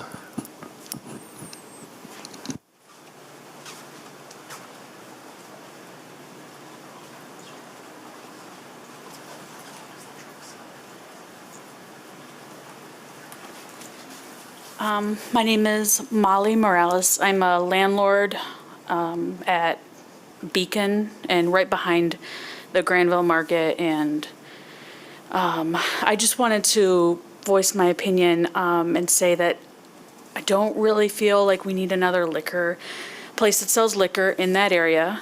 Like the gentleman before me mentioned, we have, my tenants are always complaining about people in the alley and in that parking lot urinating and just being there all day, not doing anything, and it's a problem. I've had to personally shoo away people on our property that we own there. Although I do like the grocery store aspect of it, it's the liquor, it's the alcohol, I'm not for. My kids go to a school that's within a half a mile, the Southwest Bilingual Academy, and I don't want them going over there and, because it's a new grocery store and then having to deal with the people that hang out in that area that are not doing anything productive. So that's all I have to say about that.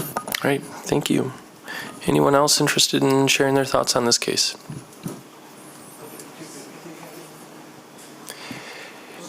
Do you have someone else in your family that could speak? Typically, we only allow individuals one opportunity per public hearing. No problem. I wasn't going to speak again. I did have neighbors I collected signatures of, and 2 letters I wanted to. If you want to just hand those to the commissioner at the end here, he can pass those down. Thank you. All right, with that, I'll close the public hearing. If there are things you'd like to address that were raised, I'll give you the opportunity to do that, and then commissioners can ask any questions they'd like.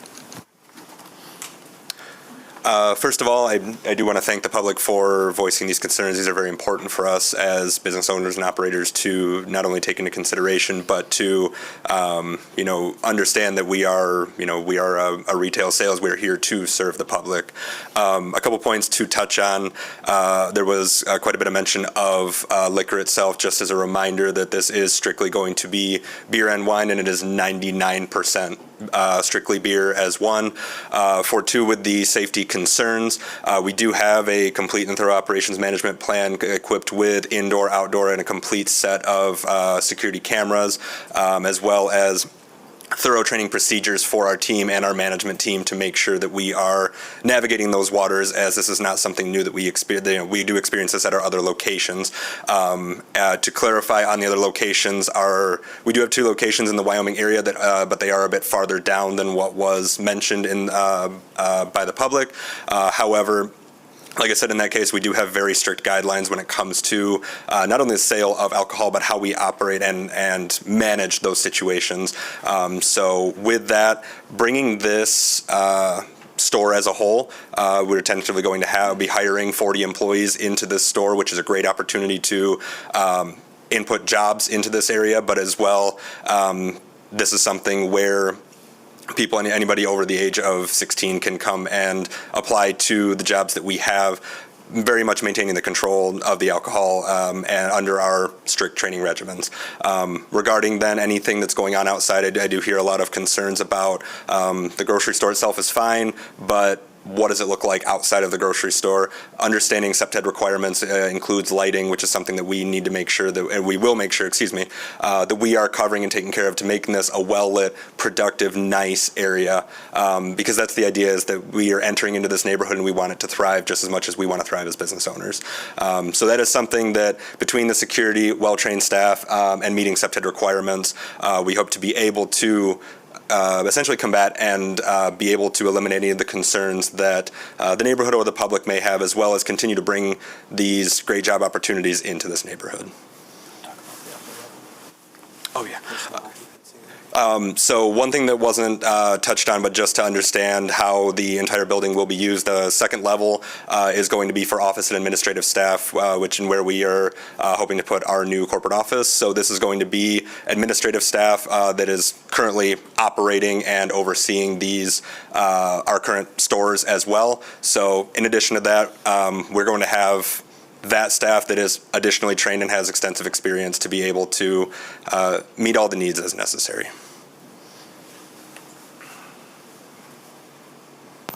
All right, commissioners, any questions for the applicant?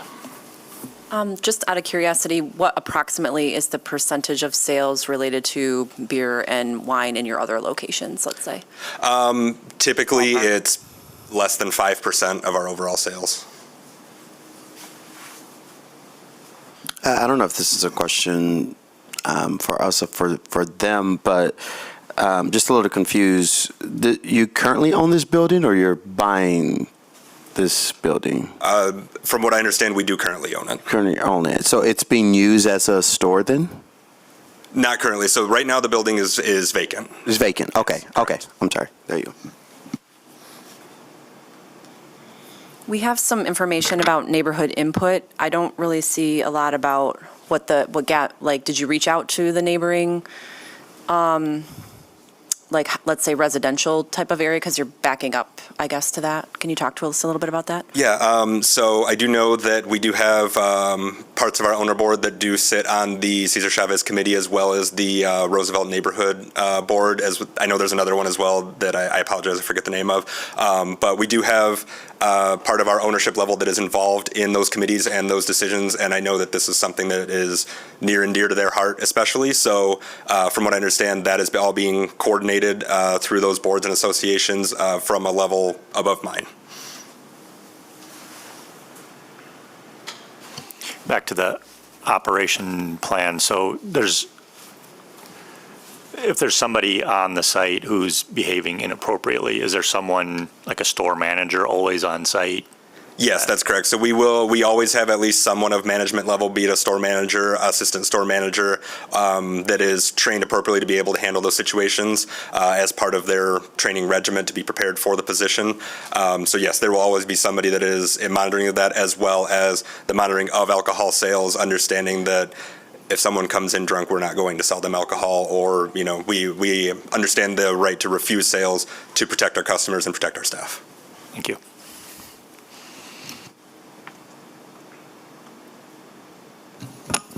Any other questions? All right, then time for discussion. I'll have you guys take a seat. Thank you.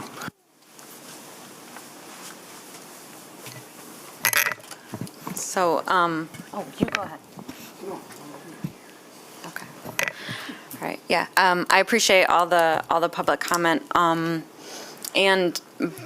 I, based on the application and presentation, we're seeing, as the applicant said, there's no liquor sales associated with this, and the alcohol sales are so ancillary to the rest of this operation.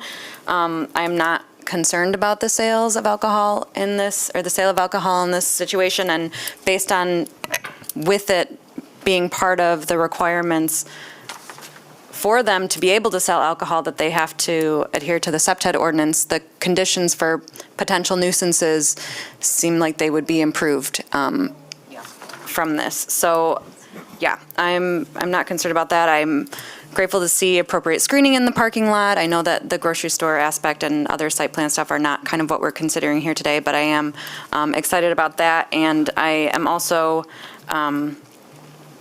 not concerned about providing a parking waiver based on the accessibility of transit, and also the fact that it's in the middle of a residential neighborhood, and so hopefully we'll be seeing a lot of foot traffic from people who live in the neighborhood using this store. So I'm in support. I agree with all that was said. I also think that, and I do appreciate the concerns that we heard about and the input from the neighborhood.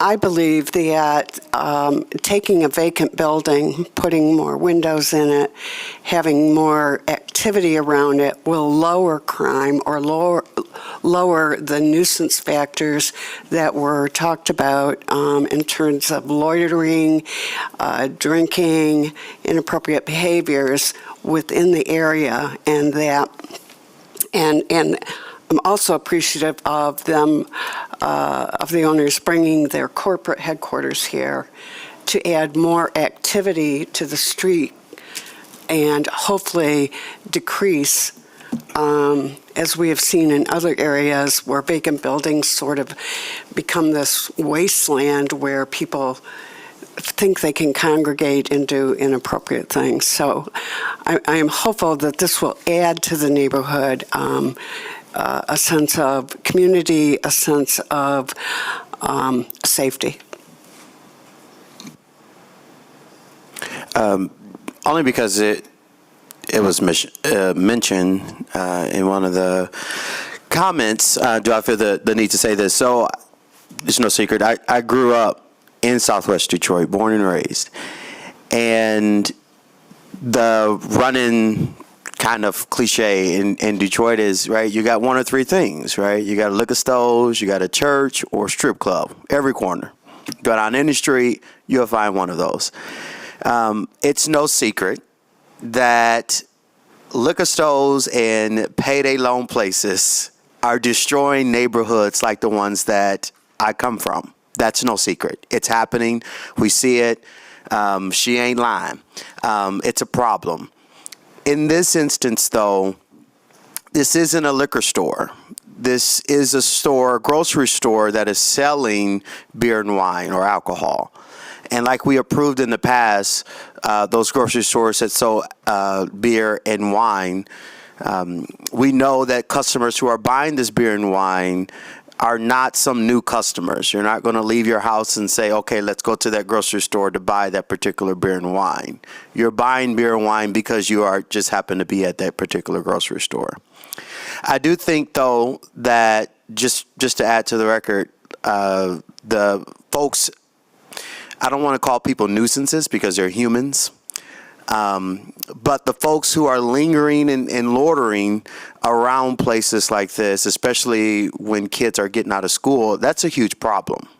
That's a huge problem. And I think that the city, I think that the community, like we did back at home in Detroit, we need to gather together, we need to rally together, and we need to address that so that way we can make sure that kids are getting to and from school safely. That's the least that we can do as a city. Provided that we can't keep kids safe in school, the least that we could do is make sure that kids get home safe from school. With all that said, I am in support of this, but I do think that it's important to address all of those other issues, like the people who are loitering, like the tenants who live behind this place or live adjacent to this place who have to deal with that. And by the way, I don't think that is the responsibility nor the fault of the people who are moving into this building. They didn't put those people there. There's nothing that they can do to get rid of them. But I do think that the community is going to have to work together to figure out a way to do that in a humane sense and in a way, obviously, that's legal. But Thank you for that. And I also wanted to clarify, I don't think people are nuisances either. I reverted back to planner speak when it came to that in terms of like land use law. So I did want to clarify. I'm happy to make a motion. Okay. All right, if there's no other comments, go ahead. Okay. Yes, thank you. Yep, okay. Now therefore be it resolved that the Planning Commission approves the special land use and site plan review and parking waiver request of Spalding Didecker Tyler Drummy for approval to sell wine and beer for off-site consumption in association with a proposed grocery store at 900 Cesar E. Chavez Avenue Southwest for the following reasons. The proposed use will be consistent with the purpose and intent of the master plan and zoning ordinance, including the zone district, because the proposed use will support the vitality of the business district by continuing to provide a mix of uses, be consistent with the Granville Area Specific Plan, which recommends active ground floor uses in this area. The proposed use will meet the site plan review standards of Section 5.12.8.e because site and building elements will be brought closer to compliance with current regulations and will be typical of TN neighborhood design. The proposed use will be compatible, harmonious, and appropriate with the character and uses of the neighborhood, adjacent properties, and the natural environment, because the primary use will be as a grocery store and alcohol will be sold as an amenity for customers. The use will restore and activate a building that has been underutilized or vacant for many years. The proposed use will not have adverse effects on the neighborhood because parking will be provided on street and and 2 associated parking lots. Landscaping will be incorporated into the site where practicable. The proposed use will not be detrimental, hazardous, or disturbing to existing or future uses or to the public welfare by reason of excessive traffic, noise, smoke, odors, glare, and visual clutter, because the addition of packaged alcohol sales is expected to be an amenity for existing customers and an increase in traffic is not anticipated. Hours of operation are limited to 10 p.m. The proposed use will not adversely affect the walkability of the neighborhood, impair pedestrian circulation patterns, disrupt the continuity of the urban street wall, or otherwise hinder the creation of a pedestrian-oriented environment, because the reintroduction of windows to the facade will contribute to a safe and comfortable pedestrian environment. The proposed use will not be detrimental to the financial stability or economic welfare of the city, because the use is not anticipated to result in nuisances that require code enforcement actions. Given the character,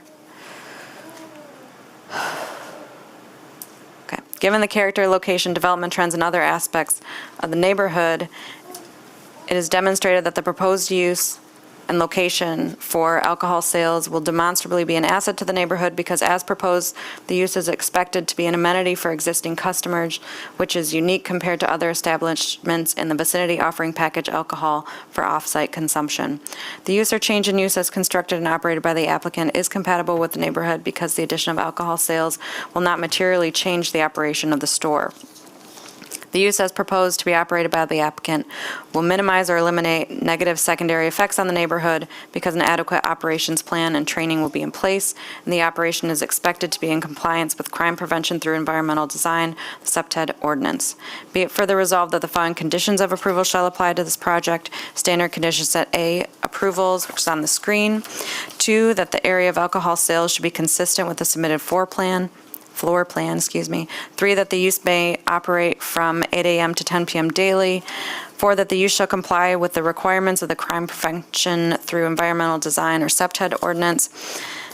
And 5, pursuant to sections 5.9.24, the outdoor deck may be used for the associated office use during office hours. Thank you. Support.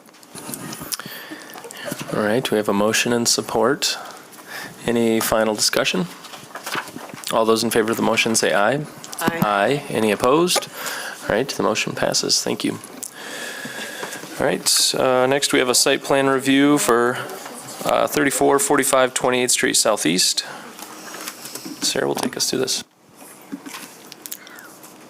Hello, Commissioners. Our last case for today is a revisitation to 3445 28th Street Southeast. This is the location of a new BJ's Brewhouse restaurant that took place of a former Toys R Us building. Back in June of last year, the same applicant appeared in front of you to request signage for the new building. And after we got through all that process, they reached out to us with this new proposal, and that is to consider this silo structure here. If you'll notice from this graphic, this is an overview of all of the signage that was proposed the last time, all of which was approved, and then the silo structure is here in the bottom left corner of the development area. Looking at the actual structure itself, it's pretty close to 25 feet in height. And, you know, the challenge here is the silo on its own is non-functional. So in a way, it's a sign itself, because the intent is to direct people to the restaurant. And then additionally, putting a logo on a structure also indicates that it's signage as well. So regardless of whether or not the logo is on the structure, it's still signage. You know, generally speaking, with the other developments that are in the Centerpoint Mall area, famously, Chick-fil-A is here. You'll remember some amendments for that location, Krispy Kreme as well. And then a Chase Bank has also been constructed here, which came before you for an amendment as well. All of those places have between 100 and 150 square feet of signage. The applicant today, without consideration of the silo, has over 464 square feet of signage. So you're tasked today with considering if the proposed silo is appropriate based on the purpose and intent of the existing plan sign program, but also the intent of the MONC zone district. Keeping in mind also that the amended could be intended to permit larger, more visible or additional signs that would otherwise be permitted here, and considering if the request supports the nature of this specific shopping center as it pertains to aesthetics and scale. I have a question. You listed that, or how much signage was going to be at this location compared to the others. Can you break that down to a per square foot? I mean, that's allowed, or? Yeah. So the plan sign program of CenterPoint identified that tenants could have 1.5 square feet of signage per linear foot, and that they would have 1 to 2 signs that they were allowed to have. So those 3 other spaces needed more than that, and so some were constructed after the fact. So Krispy Kreme with the 100 square feet, Chick-fil-A with 176, and Chase with 146 is significantly less than what the applicant is requesting. But also keep in mind the size and massing of the building is different. The location of the building is more internal than those other 3.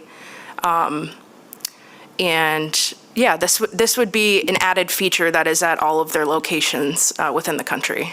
Yeah, I was trying to get a sense of, it's a much larger building, and so therefore the formula comes out differently. And so to compare them to a small Krispy Kreme or some of those others. Sure, yeah. I was trying to get a sense of, was it that much out of line?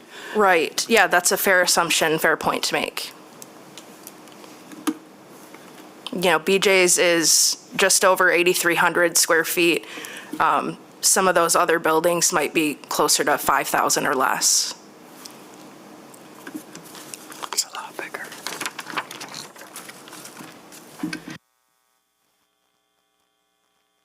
Okay, the applicant, Joan, is here, and she would like to add some comments too, if that's good. Sounds great. Thanks, Sarah. Good afternoon. I'm Joan Legay, the Director of Property Development for BJ's. Do you need my address? No, you don't need. Okay, great. All right. So anyhow, I'm happy to be here this afternoon. I don't know if you've had a chance to drive by the restaurant. It's constructed now. It's beautiful. It's a beautiful enhancement to the corner. It's going to open on October 2nd. And I wasn't going to start out this way, but maybe this is a good way to start out. So we did come back, I did come previously and stand before you and ask for additional signage. I think what's important, that does sound like a big number, 400 and something square feet. But if you look at our restaurant, it's highly articulated. So it's a tall building. The highest elevations at the top of the tower is 32 feet, steps down to about 27 feet, and then the parapet's at about 25 feet. Every elevation is highly articulated. So we were challenged with putting the words, for example, on the side elevation, on the bottom, restaurant, and then our logo and brew house on one plane. And maybe that rings a bell to you. So when they boxed in the square footage, it's a huge number. If the building had smooth, flat surfaces, we could have had a much smaller square footage. So I come across this challenge often across the country because we don't want to compromise architectural integrity and beauty to, often we're forced to compromise that for a sign code. So thankfully we have a variance process in order to kind of talk through these things. So the other 2 things that we have on this building are 2 art pieces, the metal art pieces, which you can see there's one on 2 of the different elevations, which are installed now. I don't know if you've had a chance to see the building, but they're quite handsome. We don't consider them advertising. So that's kind of where that big number comes from. It sounds like a frightening number. But I think if you have seen the restaurant, I think even from these elevations, I think it's appropriately signed for the scaling and massing of the building. So the silo that we're proposing is, in terms of scale, it actually is, I've just actually sourced it just down the road from Topline. It's at 22 feet 6 inches. So it will actually be lower than the lowest building height, which is at 25.4. It'll be several feet lower, much lower than the flagpole, for example, at Chick-fil-A. It's actually, lower than our lowest point of the building. There's a nice landscaped area out in front where it can fit. You might wonder, why am I here and didn't talk about this the last time I was before you? Well, the reason being is we have had 3 restaurants under construction concurrently. We have a restaurant in Rochester, New York. We have the restaurant here in Grand Rapids. We have one in Chandler, Arizona. And in Chandler, Arizona, we're closing an old restaurant that had an original silo from when we used to brew beers in our restaurants 40 years ago. And as we grew to 216 restaurants, we're no longer able to keep up the capacity and brew at all of our locations. So we thought we should repurpose this silo. This silo is nostalgic to us. It has history. It ties us to our roots, especially in Grand Rapids, Beer City, USA. It's a cool architectural feature that really links to our history, our brand. So in Chandler, we thought, let's repurpose it. Let's see if we can take that silo, because we're closing that restaurant, but we're building another one in Chandler. So we've just opened a brand new restaurant in Chandler, and we're going to repurpose the silo.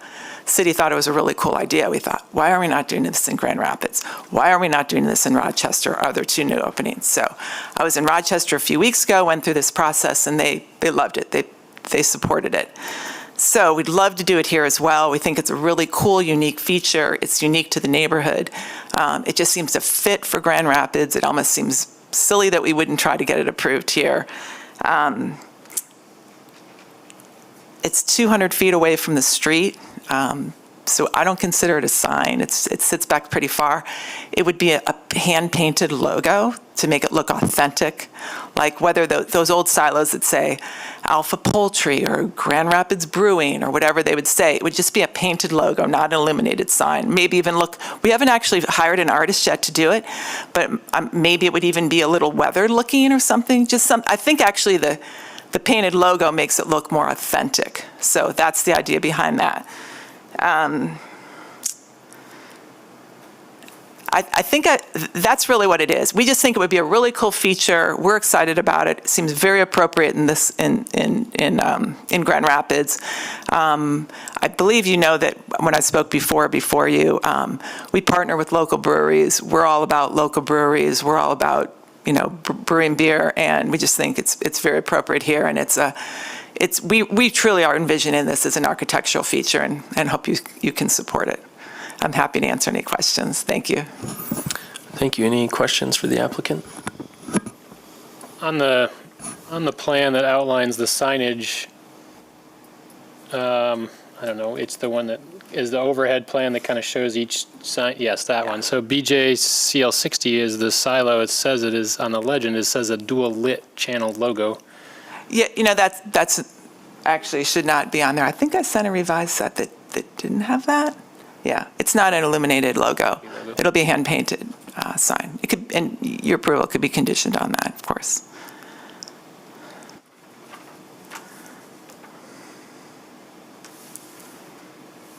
And you probably didn't know that about 100 feet away from there is where the Grand Rapids Brewing Company used to be with a silo. Oh, yeah, I love it. Yeah.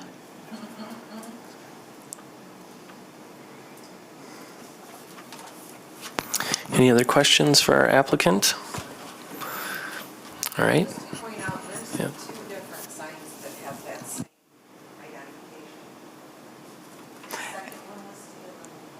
Yes, that's an error. That's an error. That should be omitted. That it should just be a painted logo. Yeah.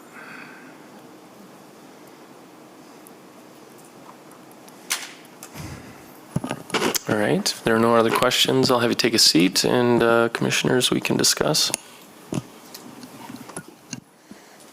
I think for me, I'm comfortable with it. I think the idea that 300 square feet of the quote-unquote signage here is there's 2 art panels, which to me, I understand maybe qualify as signage technically, but don't feel like signs to me, so I'm okay with it. And I agree, this feels more architectural than signage, but comes under that definition. There's a lot of stuff on 28th Street. I suppose one more silo wouldn't hurt it, but I support. Any other comments? Okay, would somebody be willing to make a motion?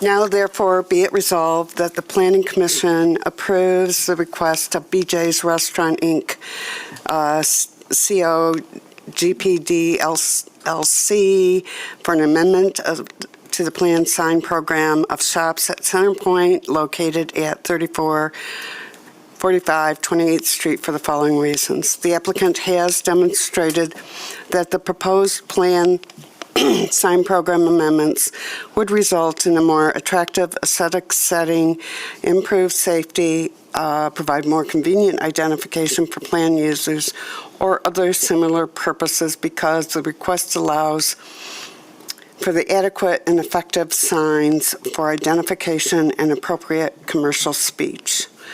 The applicant has demonstrated that the proposed plan subsequently furthers the purposes and intent of Section 5.15.01 because the proposed amendments would protect the need to promote new businesses within the shops at Centerpoint development. The applicant has demonstrated that approval of the planned sign program amendments would not create any adverse impacts on one or more properties in the vicinity because the proposed amendments reinforce and support the character of the surrounding commercial district by taking into account building scale and massing and nearby travel speeds, balance the need and right to communicate with needs to promote orderly communication, promote community aesthetics, and prevent a proliferation of signs and sign structures that can be confusing and distracting.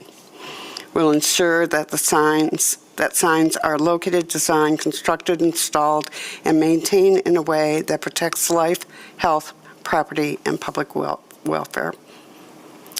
Be it further resolved that the following conditions of approval shall be applied to this project. Said conditions are standard conditions that A are on the screen. What, striking? Striking number 3. Do I need to read that? Yep. No, just 3, 5, and 7. 3, 5, and 7. And that is the proposal. Or the motion. Isn't there a second condition listed there? It's not in bold, but there is a number 2. That the silo structure be removed upon termination of business operations. Take your silo and go home. It's a long day. Okay, do we have support? Support. All right, any final discussion? I would just add the condition that the silo sign not be lit.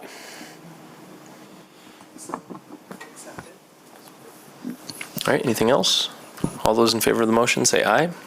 Aye. Any opposed? All right, the motion passes. I'll open up the public comment portion of the meeting and close that. Also, just note the correspondence regarding Huff Park and note that no application has been received, so it will be entered into the public record, though. Anything else? All right, then we're adjourned.